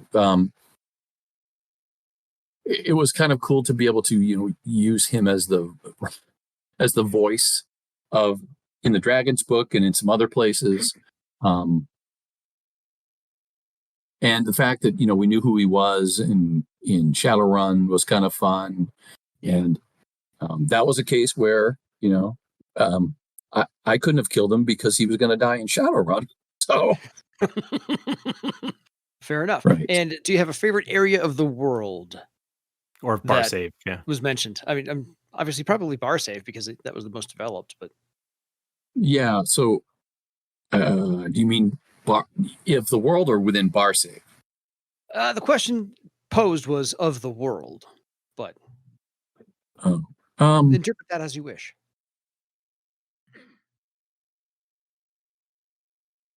Yeah, no, I don't. Not really. And within bar save, it's cheating, but I would probably have to say the Serpent River, even though it is almost all of bar save. But again, just because the culture that sort of grew out of this Tiskrang is just so kind of cool and very unlike. Our take on trolls is different. Our take on orcs is different. Our take Obsidian are unique. Windlings are unique. Humans and blah blah blah. I don't know of another game that's got anything like Tiskrang in the same way, in terms of how richly it's developed and just how the way they fit within the world and sort of embody this just coolness and just very unique fantasy world thing. And we can end the speculation. It is pronounced Tiskrang. Emphasis on the T, right? That's how I always pronounced it. Yeah, I figured we'd get some other pronunciations throughout this discussion, right? And they're all wrong. Whatever works at your table, right? Exactly. As long as the person saying it and the person hearing it know who you're talking about, it doesn't really matter. Exactly. So on episode 50 something, this listener's way behind. Someone had asked why bar save is set in modern day Ukraine, and the surrounding area was chosen for the geographical setting. Josh said he didn't know, and that was a great question for Lou to answer. So why was Ukraine chosen? That part of the world. Okay. I saw that this showed up on their Facebook group, I think. And I think I answered it back then, but this was one of the few questions that I kind of knew was coming. I wasn't sure what else would be coming, but it's all good. So they knew the game was going to be set on Earth in the past, but they wanted to pick a place that was so. As much as we have a European market and an Asian market, whatever, to buy our games, the vast majority of the game market is North America. So it had to be a place on Earth that was foreign to North American gamers, right? So it would look exotic and different to North American people, right? The other thing is they knew that Theran was Greece, was where it is, right? And so it had to be close to that too. So, and again, I wasn't there at the time when they did this. I don't think they picked the place and said, "Ooh, look, Greece is right there. That's where Atlantis is supposed to be. We can use that." I'm pretty sure that it all kind of came out together. But a large part of it was to put it. It had to be on Earth, but they also didn't want it to be North America, like a place that was familiar in terms of geography to the players. That way, it felt like an exotic new place. Yeah. And obviously the geography is not exact, right? It's, where the mountains and rivers are is not exact, but it's kind of close. So that's pretty much where it came from. Okay, good to know. I think that'll settle that question from here on out. Let's see. If you could write one more thing for Earthdawn, what would it be? That is an interesting question.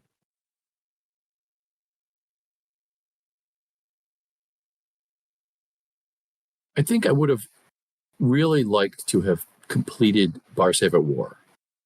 And even with my earlier comments about whether or not it had been successful, or as successful as I hope it would be, I was really fond of the story that we developed for that, like the overall flow of the events. Again, the challenge was going to be how to incorporate the PCs, the player characters in those events in a way that made their contributions feel meaningful, and that it was their story and not just background characters in this bigger epic that was happening, right? Yeah, fair. Mm-hmm. But that's probably the one I really wish I had had the chance to finish. Mm-hmm. I wish that the Dragon's book had been really published, because I think to that point, that's probably the best book we did. In terms of, and again, I showered praise on the Serpent River book earlier, and I don't think any bad books. We could debate about the Theran Empire and why people love it or hate it, whatever. But the Dragon book just really sort of culminated, like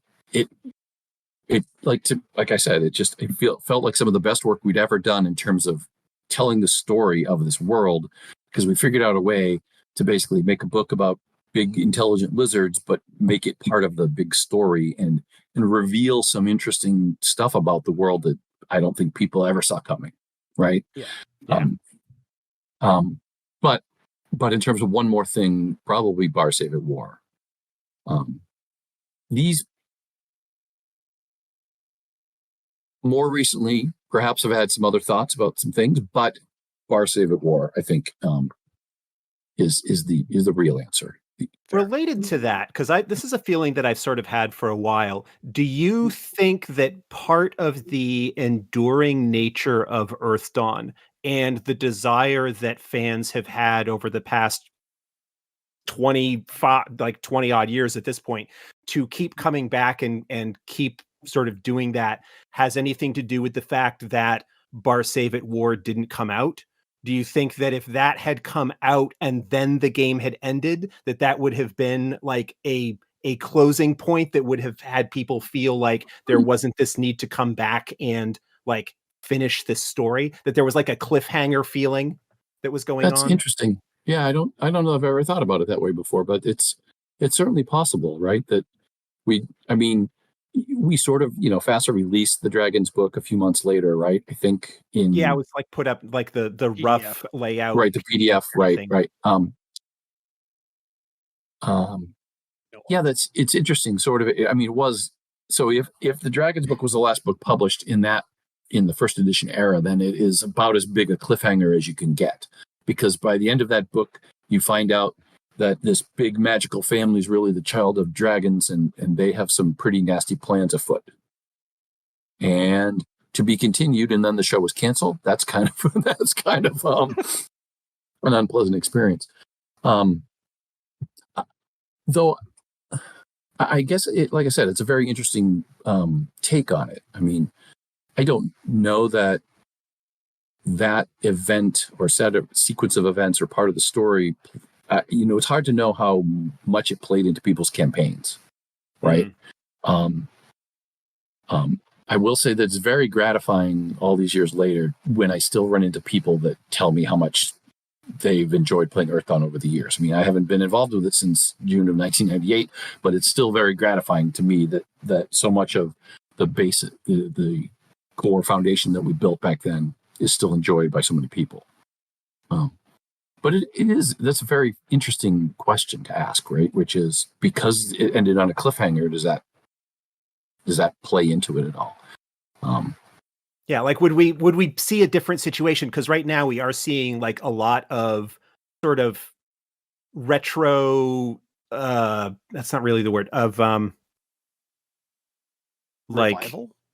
Well, yeah, sort of. But like a lot of games that were big back in that same era that had kind of gone away for a while are getting like new editions, relaunches with Kickstarters and Oh, like a crowdfunding and stuff resurgence. like that. Yeah, like a nostalgia, like a lot of nostalgia games kind of coming out to varying degrees.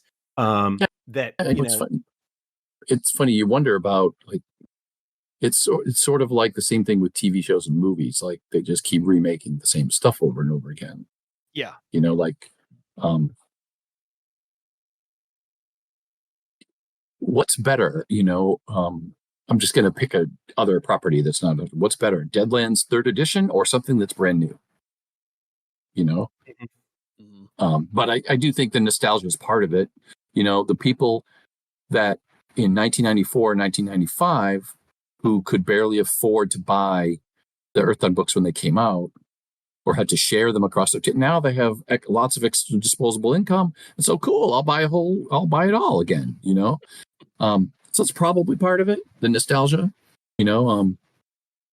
Disposable income is wonderful. I mean, yes, eBay is my friend and my addiction. So I have a pretty big collection of Disney books, thanks to, I've been spending it in a different place, that's all. Totally. Oh, hey, what's this cash I have in my hand? Just take it. Here it goes. So this is a fun question to kind of get off some of the serious topics we've been on. If Josh and I are questers, as I announce on the beginning of every show now, is Lou therefore a passion in Earthdawn? Well, I don't think so. Again, fun question to ask. This same emailer says, could you share a fun little story from an Earthdawn game you have played or game mastered? Maybe from your first edition days. You know, they just want to hear a fun little tale. You know, blood monkeys, whatnot.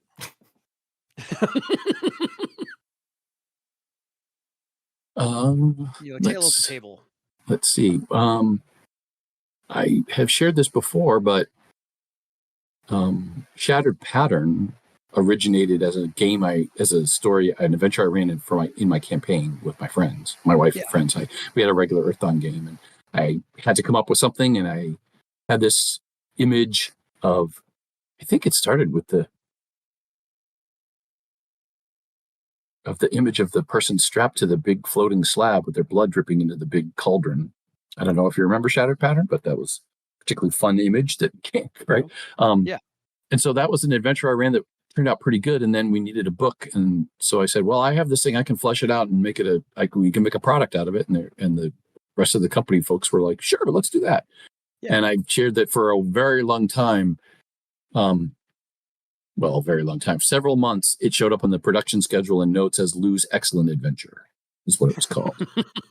So we didn't have a name for it. So kind of like Bill and another fun little anecdote. So some of the lines and quotes that open some of the chapters came from my game. Like one of them is this, I believe the character's name is Sethian, is a Windling thief. And he says, of course it's a stupid plan. Most of our great ideas started with stupid plans. I believe, or it's a stupid idea. I can't remember exactly how it goes. That line's been uttered by just about every single gaming group ever. Yeah, of course it's a stupid idea, but we're going to go with it anyway. And then there is I don't know how silly this is. It's a little gory. Apologies in advance to animal rights folks. There is a story that my players tell. I don't remember the details of it, but that. The players got the attention of a dragon, and the dragon left a message by basically biting a horse in half and using the other half as a big pen, as a big marker on the ground to write a note to them. Echoes of what happened to Hefera in yes. So Prelude to War. Yeah, that's a fun memory of the player. They talk about that. Some of the, like, every so often I'll see that a couple of them in Facebook make offhanded references to that. Like, yikes. So nicely done. Fair. So You mentioned working with Greg Gorden on Torg, and he got you into Earthdawn as well. The question is basically, what was it like working with Greg, aside from the rewarding experience that you just kept following him to wherever he went? It was a great experience. So like I said, I started playtesting, but by then I had his phone number so I could call. And during my, so I started at FAST in December of 92, and the game came out in May of August of 93. August. Yeah, August with August. that year. Right. May of 93 is when I was married. That's why. That's why that was important time. But that whole time I was on the phone with him very frequently, and he had actually, at one point when he delivered the final version of his manuscript, he wasn't, I think he started to second guess the whole multi-dice thing. And so he created an alternate version of the step table that leveraged the D8 much more. So it was like more multiples of D8s than using the multi-dice, the different polyhedrals. I remember conversations with him about the length of the combat round, like because Tom Dowd wanted me to shorten it. I think it was 10 seconds at the time. He wanted me to shorten it to like 3 or 4 seconds.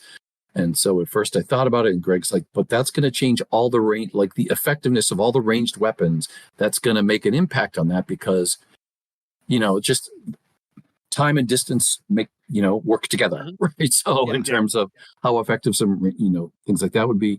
I remember one time I started to worry about the disparity between physical defense and attack steps, because physical defense doesn't change much, right? Like if it changes by 50% over the course of your whole career, that's a huge swing, right? It's going to stay largely static, but your attack step's going to keep going and going and going. And that's partly it's supposed to be offset by the increases from durability to unconsciousness and death rating. Yeah. So just to sort of calm my nerves, I called him once and we actually we whipped up characters on either side of the phone and we played out a fight between them just to see how things, change the numbers and see how things would go. And I remember the other guys in the office like, Sam, Lou's playing games. they thought that was kind of fun.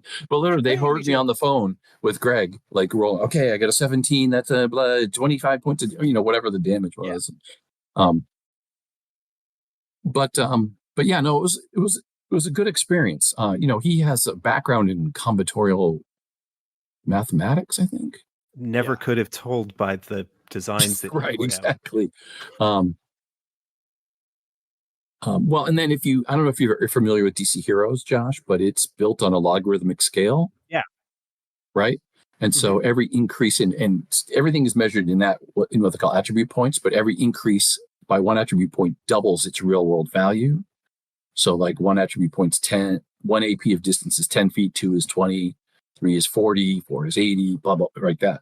But it allows for a setting where Jimmy Olsen with a strength of 2 can exist in the same world as Superman with a strength of 35, because that change is still that big. And actually, in the first version of DC Heroes, Superman had a strength of 50. It was crazy. He could move the sun and stuff. It was, but that was pre-Crisis, and Superman was pretty godlike back then anyway. As he should. So math has long played a fundamental part in Greg's games. And before DC Heroes, he worked on James Bond, 007. Oh, wow. Yeah. Yeah. So yeah, it was a very cool experience. I, got to sort of pick his brain and sort of understand how he did, how he sort of approached things. And I think I mentioned this on a post recently on the Facebook group, is that, well, in general, he did the work, he did the rules, and Christopher Kubasik did the setting. There were elements of both that they each did, like the Questor rules. I think Christopher did those, and so that's why they're originally, if you look at them, they're far more sort of narrative and storytelling. They're 3 abilities with pretty broad application, and it's not as finely tuned as the rules for other things. But there were aspects of the rule of the setting that more came from Greg, like Obsidian were Greg's, the Light Bearers, that's the thing that I think prompted it, were largely Greg's idea. And that was one of those things that when the game came out, it was just too big. So the companion became the stuff that we didn't fit in the core rulebook, pretty much. And the Light Bearers was certainly one of those things. And, and again, like I mentioned about the Questors before, a big reason why they never showed up is it didn't fit in the story, right? Horrors played a role, but there was no concerted, focused campaign on fighting the horrors or whatever, because the horrors are a collection of bad creatures, but they're not a collective, right? They don't work together, right? No. Like, one of the stories I heard about some of the plans that never came to be from living room games involved the horrors deliberately trying to find and destroy pattern items of bar save. And it never made sense to me, because that is more of there's not a hierarchy. There's no king of the horrors. They don't work together. They do their thing, and they do similar things, but they don't really work together. Yeah, that would be a concerted effort. Yeah, so right. So, and I don't want to get into bashing them because they help keep the game alive, right? Without their contribution, who knows? We might not be talking right now. But yeah. So some parts of the setting trace back to Greg's contributions more than Chris's, and vice versa. A couple parts of the rules, basically, Chris came up with. I think the other one was, the riverboat or airship combat rules. Yeah. So and he did a lot of that stuff. Christopher was mostly focused on the things that would show up in his novels, because he was writing a trilogy of novels. I mean, he did a lot of fleshing out of other stuff that really didn't show up, but you can sort of tell that the pieces that played a bigger part in the novel had a little bit more depth to them and a little bit more fleshed out stuff. Agreed.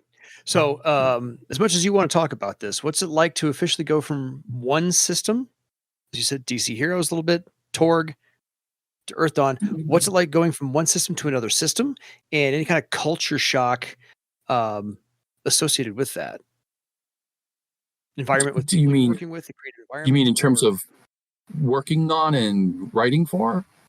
I'm going to guess that's what it is, because I'm interpreting the question that was submitted. Because I got to believe almost everyone here has done this from a player or game master standpoint, right? They've played D&D, and then they played Top Secret, or then they played Call of Cthulhu, or they played Deadlands, or whatever, right? Star Wars, yeah. It's not culture shock. I mean, you do have to sort of. It's like in any job. You learn how to work with people in different departments and who have different strategies and different approaches to how they do things. So, the conversation, for instance, I did some freelancing for TSR along the way too, right? So a conversation I might have had with Bruce Hurd at TSR was probably different than the one I was going to have with Greg at West End Games when I was working on a Torg thing, or the one I had with Bill Smith at West End Games when I worked on a Star Wars thing, right? So, So it's not so much culture shock as it is being adaptable. You just need to meet people where they are and work with people where they're coming from and that kind of thing. I don't know if that's really responsive to the question, but works for me. We will hope so. So this is like a 3-part, because I think these overlap a little bit. And so there's like 3 questions that are kind of the same thing. And I think you've maybe gone into it a little bit.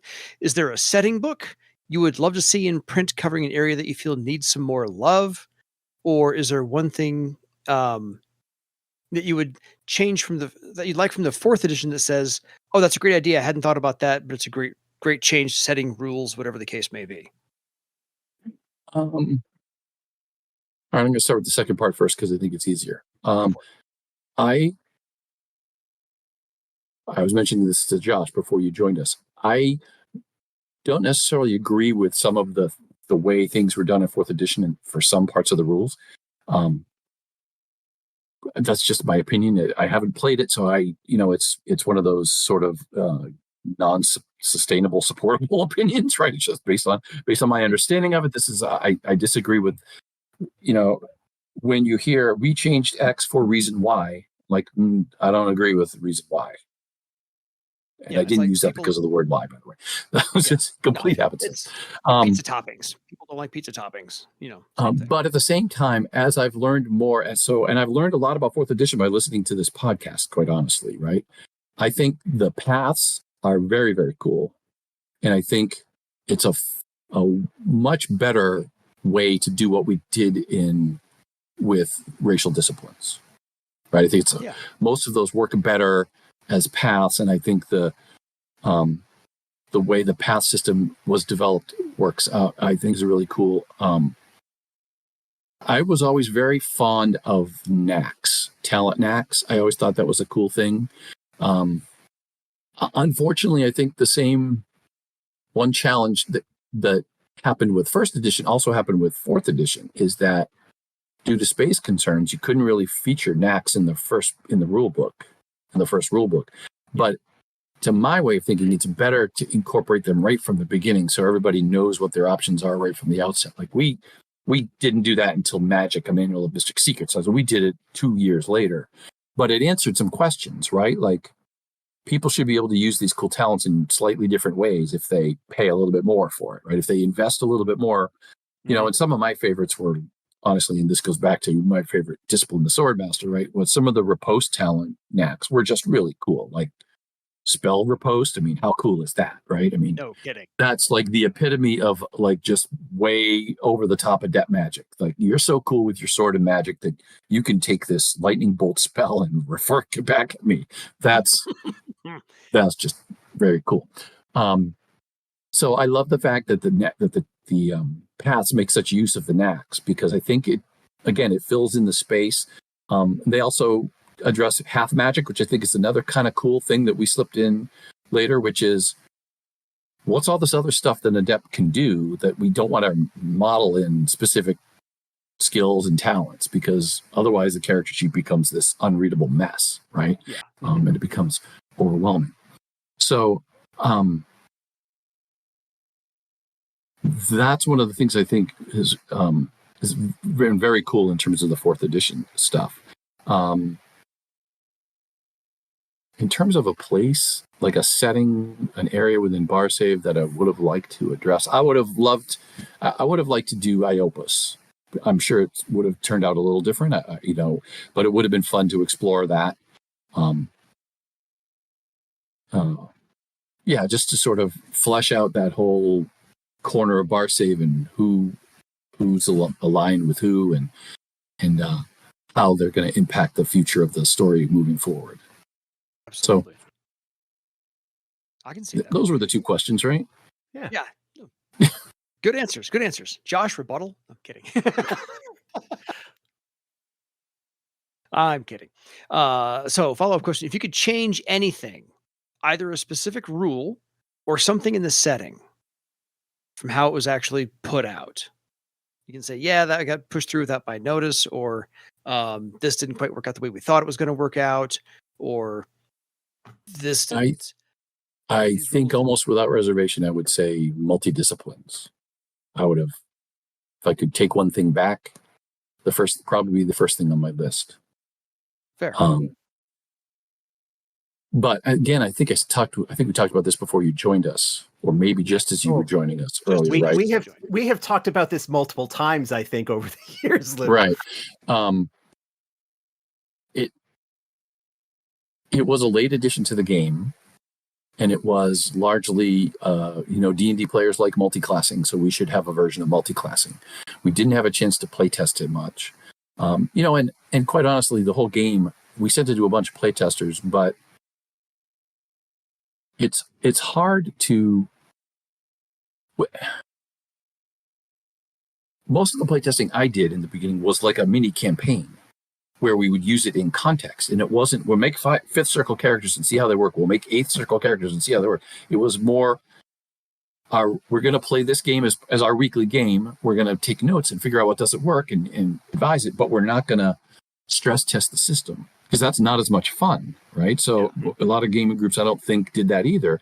So I don't know that the game was tested extensively in the upper circles, and one of the other things that people notice, one of the other consequences or prices of the multidiscipline rules was one of the ideas from the early days was that as it got into the upper levels, like the master levels, master circles, that disciplines would start to take on the abilities of other disciplines, which is why some of those 13, 14, 15 circle talents in first edition were like first and second and third circle talents for other disciplines. It seemed weird that a 13th circle warrior would get forged weapon, right? And I don't remember if that's exactly an right one, but some of the talents they were getting way late were first and early circle talents for others, because the intent was, as they get really developed, they need to broaden a little bit, so we'll give them these other things. Well, then you throw in multidiscipline, and all of a sudden those things become almost useless, because for a small legend point expenditure, they can basically become a third circle weaponsmith. As if a fifth or sixth level circle swordmaster can become a third circle weaponsmith without spending that much, relatively speaking, to their own abilities, right? Because of the scale at which the costs of the things go up, because of the Fibonacci series. I loved it because it I did the same math that you did, Josh, that I figured out that it takes 5 years at optimum play to make it. And I thought that was a good thing, right? Yeah. Because there should only be a handful of 13, 14, 15 circle adepts of any discipline in Barsay, right? There shouldn't be 100 of them. There should be 10 of them, right? Or maybe not 10, but small and handful. So I sort of like that. Open a bar. Right. But the challenge then being, right, how do you 25,000 legend points, and now my melee weapons is one better, as opposed to I could use those same points to become third circle in like 4 disciplines, Yeah. Now, obviously, multidiscipline more than a second is not something that really happens except for the L's on the wheel and the path and the journey and such. Yeah. So long way to say the multidiscipline rules probably, but what compounds it is we created NPCs that were multiple disciplined. And those were cool characters. And so we couldn't really go back and say these rules don't exist anymore, Yeah. So funny story. It's like we couldn't just go in and change that page in the book to artwork for the next printing. Mm-hmm. And the reason I use that as a specific example, in Shadowrun First Edition, if you look at, like, the book I have is a first printing of the Shadowrun First Edition rulebook. If you get a soft cover from like a second printing, I think even, there's certain pages where paragraphs are missing and been replaced with artwork. Oh. Like, I was literally in a game once, and I'm like, look on page 52 on the right column.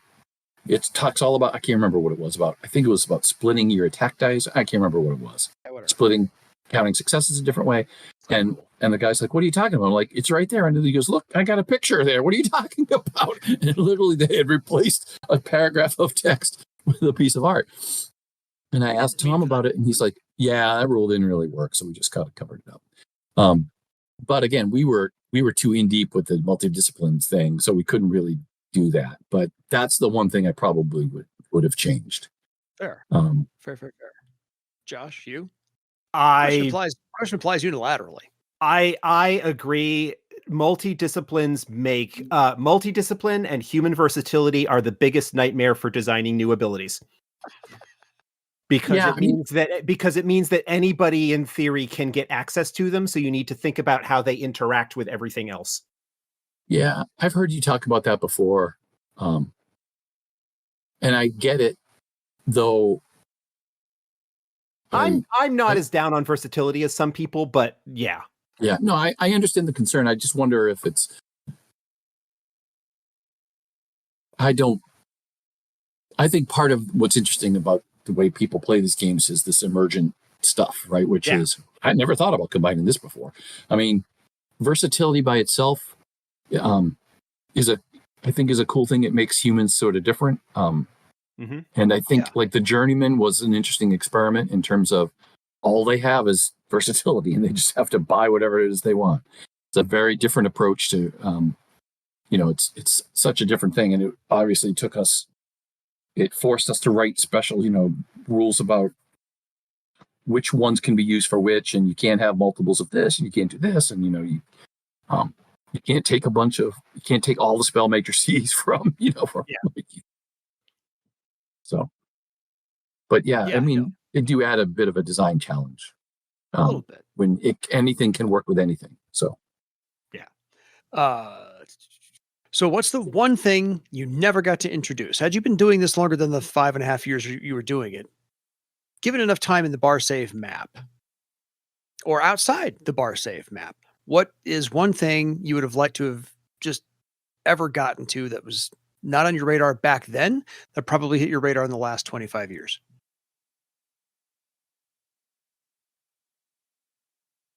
Hey, this is an interesting question. I've already alluded to it. I think one thing is the return of the Earthdawn. I think that would be fun. It would have been cool to explore what civilizations would have been like in the different areas of the world, particularly further away, North America, South America, Antarctica, Australia, and even Cathay. I mean, right? Had we gotten to the point where we explored Cathay, I'm sure it would have turned out to be a little different than what they did in 3rd edition. Great. I'll say that there are some plot threads and things that we left that I had in mind to revisit at some point. So the game comes out and there's horrors and there's Therans, and we decide that we're going to kick the Therans out because we did the Theran Empire book, we did Skypoint and Vivane. They didn't catch on fire. They didn't do so great in terms of sales that it was a clear winner. So we decided in Prelude to War and Bar Save at War that we're going to kick the Therans out, basically. Yeah. Right. The Therans make their push in Prelude to War. And an interesting tidbit, my original thought for that was that it would be way down near like in Carafad. My original thought was they landed a behemoth down near Carafad and basically took their corner and did this with it. Their corner of territory, they had Skypoint and Vivane, but they just they claimed a little bit more. And we had a summit meeting where we invited a bunch of authors to us to talk about our plans. And I pitched this, and Sean Rhodes, the guy from the Superweapons, goes, no. If you want to do this, stick it in Lake Ban right here. That'll cause some problems. So it was his idea to put the Life Rock there. He's at fault. But so the intent was, we'll kick the Therans out for now as of Bar Save at War, and then we'll focus on the Daneras. There'll be a new guy, but the Therans will come back at some point. So they would have come back at some point. But there were other little tidbits here and there. There was one in particular that I wanted to explore other potential threats to the world beyond just the horrors, who should be becoming a lesser and lesser extent threat to the world, and the Therans, who, depending on how you look at it, might be defeatable, right?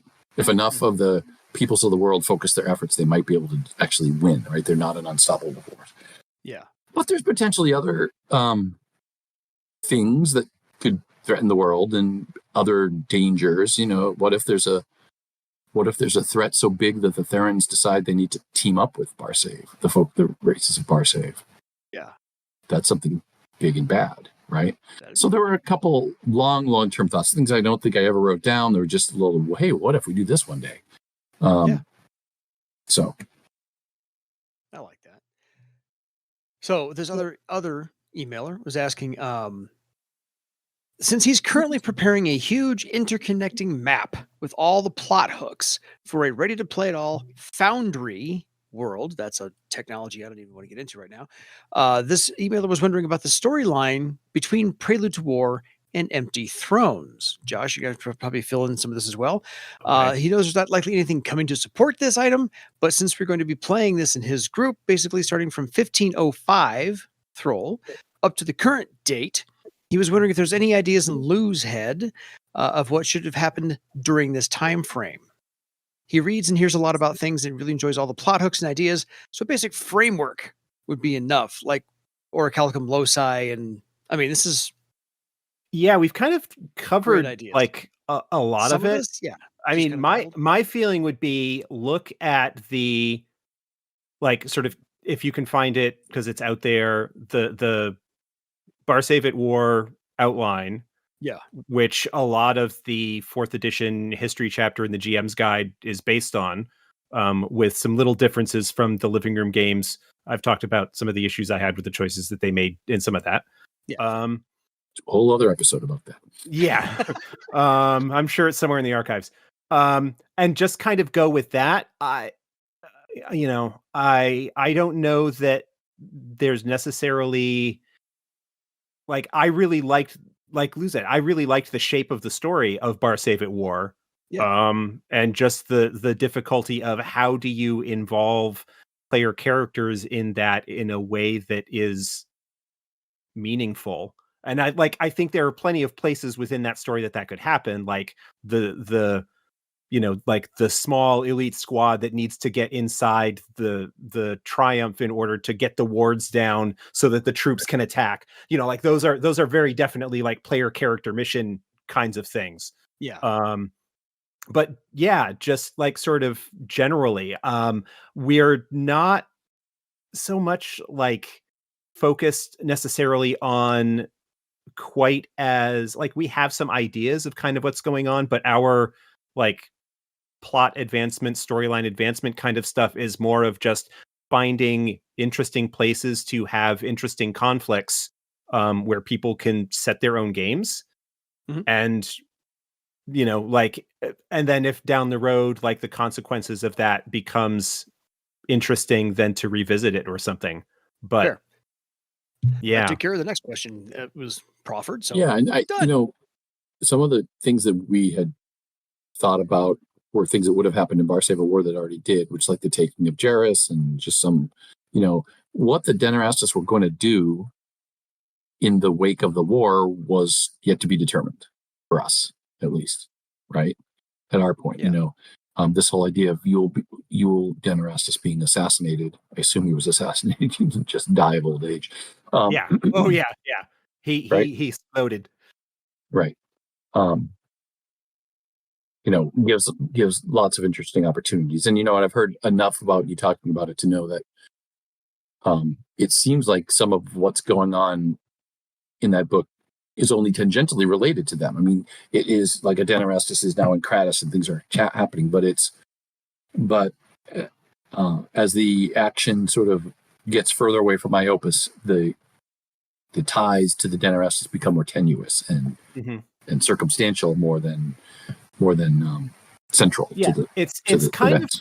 of like honestly Prelude to War was kind of the template that we were looking at in terms of designing that, which was okay, here is a pretty significant event that is going to have repercussions across the entire province, and then here are some things that like are happening at the same time that are maybe kicked off in part or whatever, but they all kind of have the same theme because yes, the Theran's land, but then you've got the return of Krathus Gron, and the whole Orc Nation storyline isn't really directly connected. It's just something that's kind of happening at the same time. Right. And so like they kind of interplay with each other. And so, yeah, it's not like there's this, it's possible to do an entire like arc where you cover everything in Empty Thrones, but each storyline serves as a pretty decent campaign arc on its own without necessarily needing to do everything.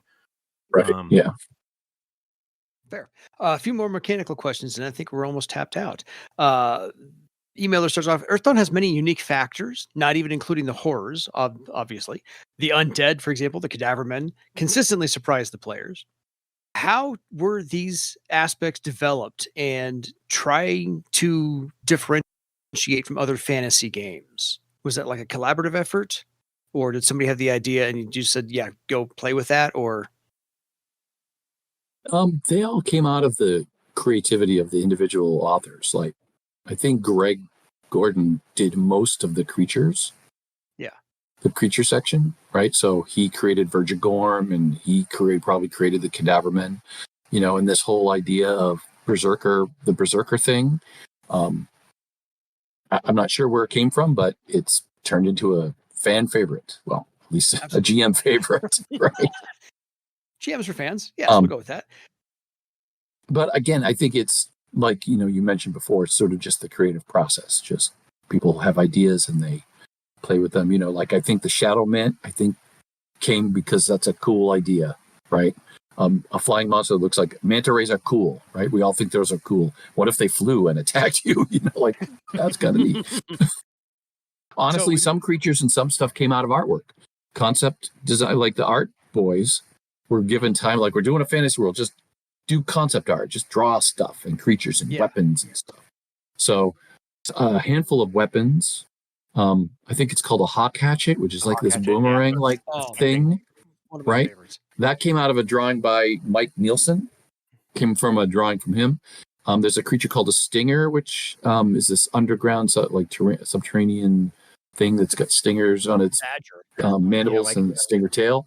That was a drawing, a sketch that I saw. I'm like, that's cool. I'll make stats for that. I'll come up with something that's cool for that.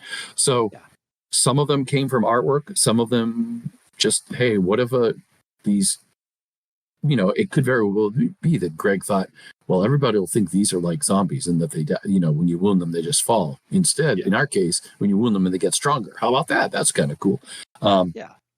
So, kind of neat. I don't think there's a single answer to explain where all of it comes from, right? So that's fine.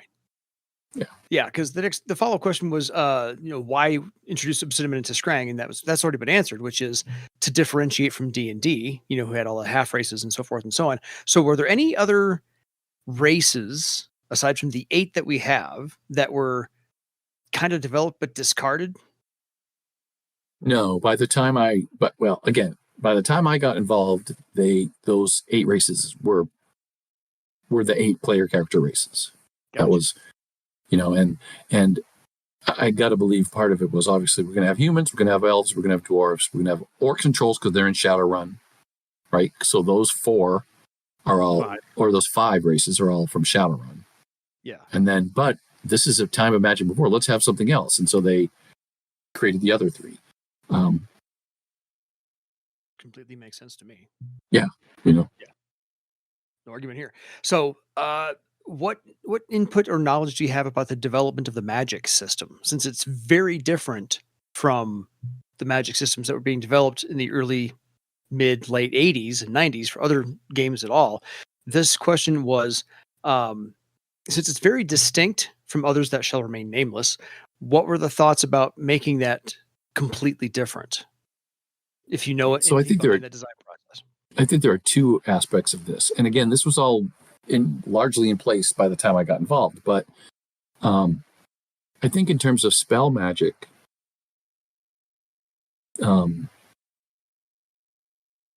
so all adepts are magical. So your warrior uses magic to power his melee weapon's talent. It may not always look it or seem it, but it's true, right? Because he can swing his sword every round, a wizard should be able to cast a spell every round, right? That's their thing. So we don't want to use spell slots, right? So we need another way to throttle availability of spells. Yeah. And that's where matrices and threads came in. So rather than say you can only cast these 5 spells every 8 hours, and after that, we want to move away from the 15-minute adventuring day thing. The spell matrix and thread system was a way to sort of, again, throttle what a wizard could do, right? They could do it all day, but they may have to do it they can only have certain ones available, and they can only do it every other round, or however you want to look at that. Yeah. So that's definitely where that came from. It was a way of you have to put a limit on structuring the way that they had access to spell magic. In terms of magic items, I suspect that was one of the things that came out of the it wouldn't surprise me if at some point something like this was said. It's kind of dumb that you could just pick up a magic sword and start using it and it works. Like, I'm guessing one of the Greg or Chris or Jordan or Tom or Sam or somebody said something like that. Yeah. As a way to say, well, how can we do it differently then? What, and so I as part of this, the development of the world, this whole idea of magical patterns becomes a bigger thing, right? It becomes a bigger conceit of the whole setting, that everything that has a name has a true pattern. What does that mean? Well, a magic item has a true pattern, and you can't really use its magic until you understand it. And so,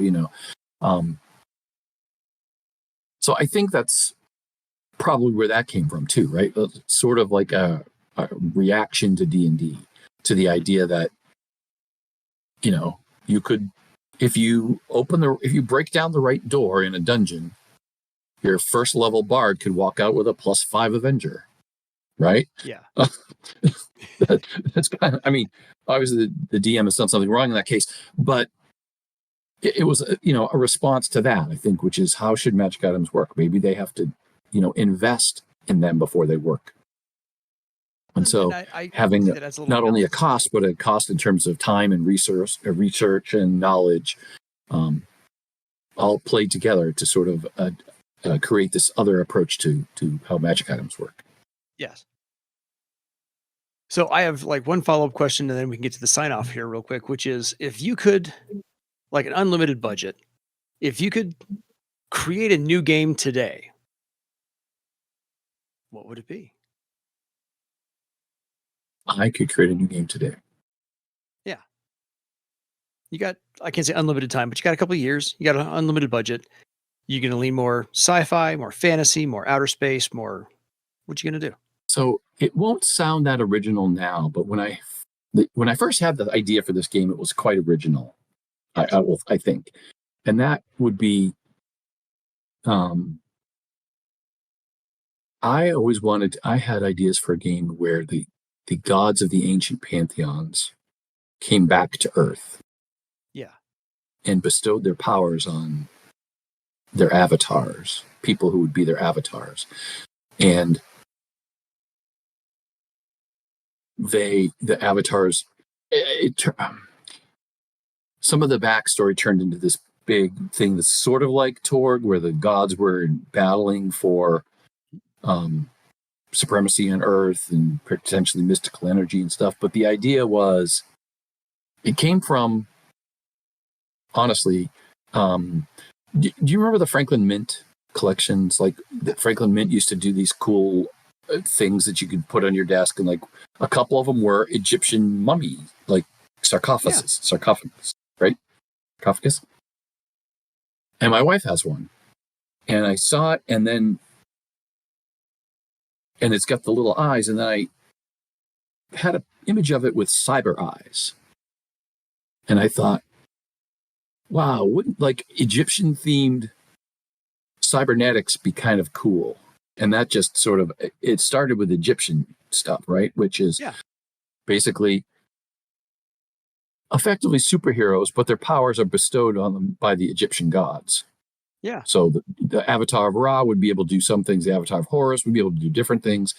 And that they would have advanced technology, but it looked like ancient stuff. So now it feels like I'm describing Stargate, right? Mm-hmm. Which I happen to love. And it's actually a game I wrote for too. I wrote for the Alderac Entertainment version of Stargate. But this was all, I first started thinking about this before Stargate was a thing. I mean, the movie might have been a thing, but certainly the TV show wasn't a thing. So that was the game I always wanted to do, which was my Avatar game, which was, and in different parts of the world, the different pantheons. So you could also have Greek and Roman inspired avatars. So the avatar of Apollo, or the avatar of Ares, or the avatar of Quetzalcoatl over in South America. So all the ancient pantheons would have come back at the same time. So there'd be lots of room for conflict and lots of cool looking guys and girls, absolutely. Right? Exactly. Did you watch one of the Marvel shows? The TV show, probably not, but I've seen Marvel movies, though. Gosh, which one is it? Loki? Moon Knight. You happen to see Moon Knight? Oh, yeah. So I have the female, when she becomes the Egyptian superhero, in the end, in the last episode, she has the metal wings and she's out kicking ass out in the street. Yeah. That's the exact kind of image that I had in mind for these avatars, which were like modern, like superheroes. They don't do superhero things, but all of their trappings are inspired by ancient civilization, ancient deities, and ancient pantheon sort of artistic motifs. You should look at Gods of the Fall from Monty Cook Games. That might be some inspiration. Yeah, I mean, right. There's been a bunch of there's that. There's Scion. There's totally the Godsend Agenda by there's a couple of different people have done similar things. So it's nothing I could do now because I'd be accused of being a copycat. But if you found the file creation date for some of my notes, it would have gone back to the early 90s. That's absolutely great. I love it. Josh, same question. No, I'm not going to answer it. Lou has the advantage of not being actively in development of anything at the moment. I can't distract myself. Right. So, because you know what? If you start getting Josh thinking about some other game he wants to write, we'll never see the Europa source book. Yeah. And we need to see the Europa source book. Yes, we do. Absolutely. So there's a couple of sign-offs here from other people. One emailer said, Lou, thanks for all of your work on my favorite RPG. Somebody else said, thanks to Dan and Josh for being awesome. Here's to another 200 episodes. I think they're a little lofty in that ideal. I mean, I do remember when we started that we didn't think we were like 200 seemed like. I thought 100 was going to like do us. Yeah. 200 is a miracle at this point. And we appreciate everybody still being with us. Anybody still being with us at this point as well. Yeah, well, I mean, yeah, there's lots to talk about, but. Fair. Lou, I absolutely appreciate all your time today in sitting down recording with you. It has been a fantastic educational experience. I love meeting you for the first time. Wish we could do this again more often, but I'm happy to come back whenever. But it's not my thing, really. It's your thing, so it's all good. We're just carrying the torch. But I'm going to keep listening. Like I think I mentioned before, I'm halfway through the episode about cares. Every Wednesday, I go to my app and I download it and I read the notes to see what it's going to be. I'm not thrilled about the Rennell series just because, but I get it. There's only so many, what are you going to do, right? Yeah. Oh, no, exactly. I'm not thrilled about the Rennell series either, but we have to mine for content, and I've never used the Bloodwood other than Mist of Betrayal, essentially. So it's for those who like to be in the Bloodwood, we got stuff too. Don't get me wrong. The Bloodwood is an interesting book because it was nominated for an Origins Award. Nice. And it was up against Delta Green, I think. And I don't know if you remember the old Delta Green, right? Oh yeah, yeah. And I got it right there. I debated honestly which one I was going to vote for, even though I worked on the Bloodwood, and I ended up voting for the Bloodwood mostly because it was a book I was afraid of in some ways, because we had built up this myth and lore about the Bloodwood. Oh my God, it's this cool place. Like, could we do it justice? Could we do a book that actually brings it to life in a way that lives up to this promise? And I think we did. In the end, I think we really did. And so, but it's one of those situations, like it was one of the few books that I was sort of like I said, afraid of, just because I wasn't sure we were going to do it justice. Mm-hmm. But in the end, and I don't mean to say that I think that it's bad or the Rennells are stupid or anything. It's just there's not as much meat on them as there were about the chapter about the dragons or the houses of the Skrang houses or the troll secret moots, societies. Right, secret societies, any of the or the paths or lots of the other stuff. I think there's just more. They're all highfalutin elves, right? So they're doing their own thing, right? Yeah, like I said, it reminds me a lot of the Vampire of Masquerade. Just a lot of the political maneuverings and backstabby kind of things. And so it's less action and more, political intrigue. And interestingly enough, and completely coincidentally enough, the two people who wrote the bulk of that book had worked on Vampire. Jennifer Hartshorn and Ian Lemke wrote most of that book with, guidance and direction from us, but they had worked on, I think they were working at White Wolf at the time, actually. So That's an interesting crossover.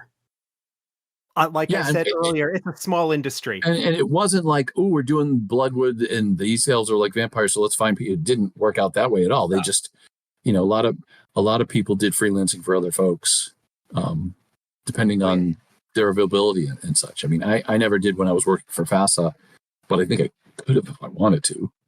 I did a handful of other things while I worked there. I wrote some articles for Shadis. I wrote an article for a short piece for Arcane magazine. I don't know if you even remember that. It only lasted like 4 or 5 issues. Fair. So I did some stuff, but the expectation was most of our creative output would be for FASA. So fair. Okay, Yeah, of course. Cool.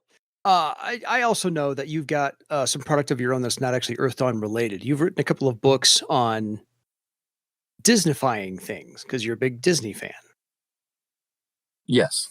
So I've written 3 books in what I call the Imagineering Toolbox series, and they're all about applying principles of Disney Imagineering. And the Imagineers and Imagineering are the people. The Imagineers are the people who design and build the theme parks and the resorts, and it's about applying principles and practices of Imagineering to other creative fields. Because I think I'm very interested in creativity, but I think one of the things that's traditionally somewhat lacking in the creativity literature are books about models of creativity that other people are doing. Like you can find books about how to be more creative and how to have new ideas, etc. But very few of them are like, here's what Apple does to do their products, and here's how you can learn from it. And there's been a couple. Creativity Inc. is an example where Ed Catmull, one of the founders of Pixar, did it. But I think Imagineering is one of the best examples of creativity that you can use as a model. The creation of theme park attractions and theme parks involves so many different disciplines. All the things that you do to create a role-playing game, you do for that in different ways. But it's graphic design and art and writing, but they add lighting design and sound design and ride attraction design and architecture and it's 3-dimensional stuff. And so the books explore. The first book is called The Imagineering Pyramid and explores 15 principles that the Imagineers use when they design their attractions and how you can apply those to other fields. And one of those chapters actually specifically about game design. There's a whole chapter so I go through these 15 principles, and there's a chapter in game design, like how these show up in game design specifically. And there's a whole bunch of references to Earthdawn there. And then the second book is their process, the Imagineering process. It's a distillation, a simplification of the process they use from when somebody says, we need a new ride in Fantasyland, to 5 years later when they open up Seven Dwarfs Mine Train. And so it distills that into a 7-step process. Again, with the idea of how you can use this in other fields and how you can apply this. And I use the same in the first 2 books have this exploration of the stuff, like the 15 principles or the 7-step process, and then a chapter on game design, instructional design, and management and leadership. And so in the second one, I did the same thing. And so, for example, in the second book, the Imagineering process, in a couple of the steps, I go into some detail about the design process that we used to create some of the Earthdawn products. Particularly, Prelude to War and Blades is one that I use a lot because, Blades was designed and intended as an example of how to incorporate magic items into your campaign, because we have this cool system, but man, it's not easy to use, right? As a game master, you've got to be ready to do it. So early on in some of those discussions with Greg, he's like, we should do a product someday that's an example of how to do a magic item. So we had this on the list.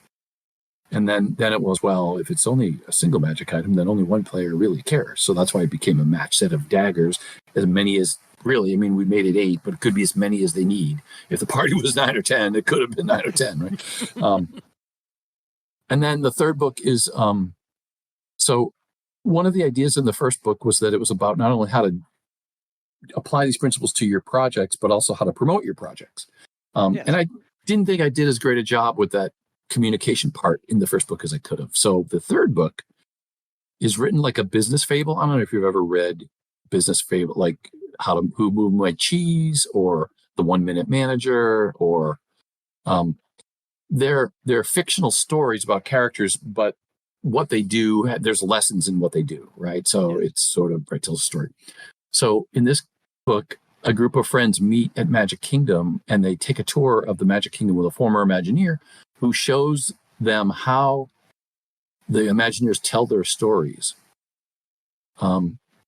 Because when these are old high school friends who only get together when one of their friends dies. Like they're people, they were the best of friends, but life pulls them apart, and the only time you ever see each other is at a funeral, right? Which unfortunately is the truth for a lot of us, right?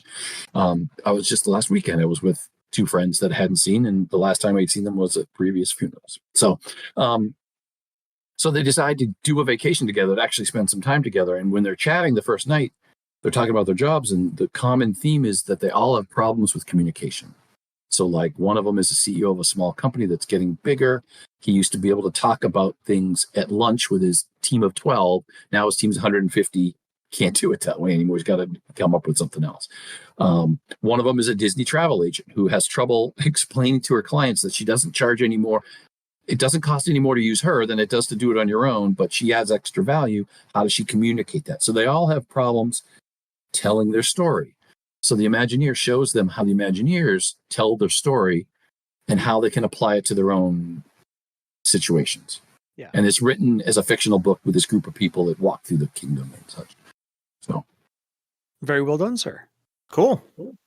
I've been meaning to pick up those books since you first talked about them. It's all good. I understand.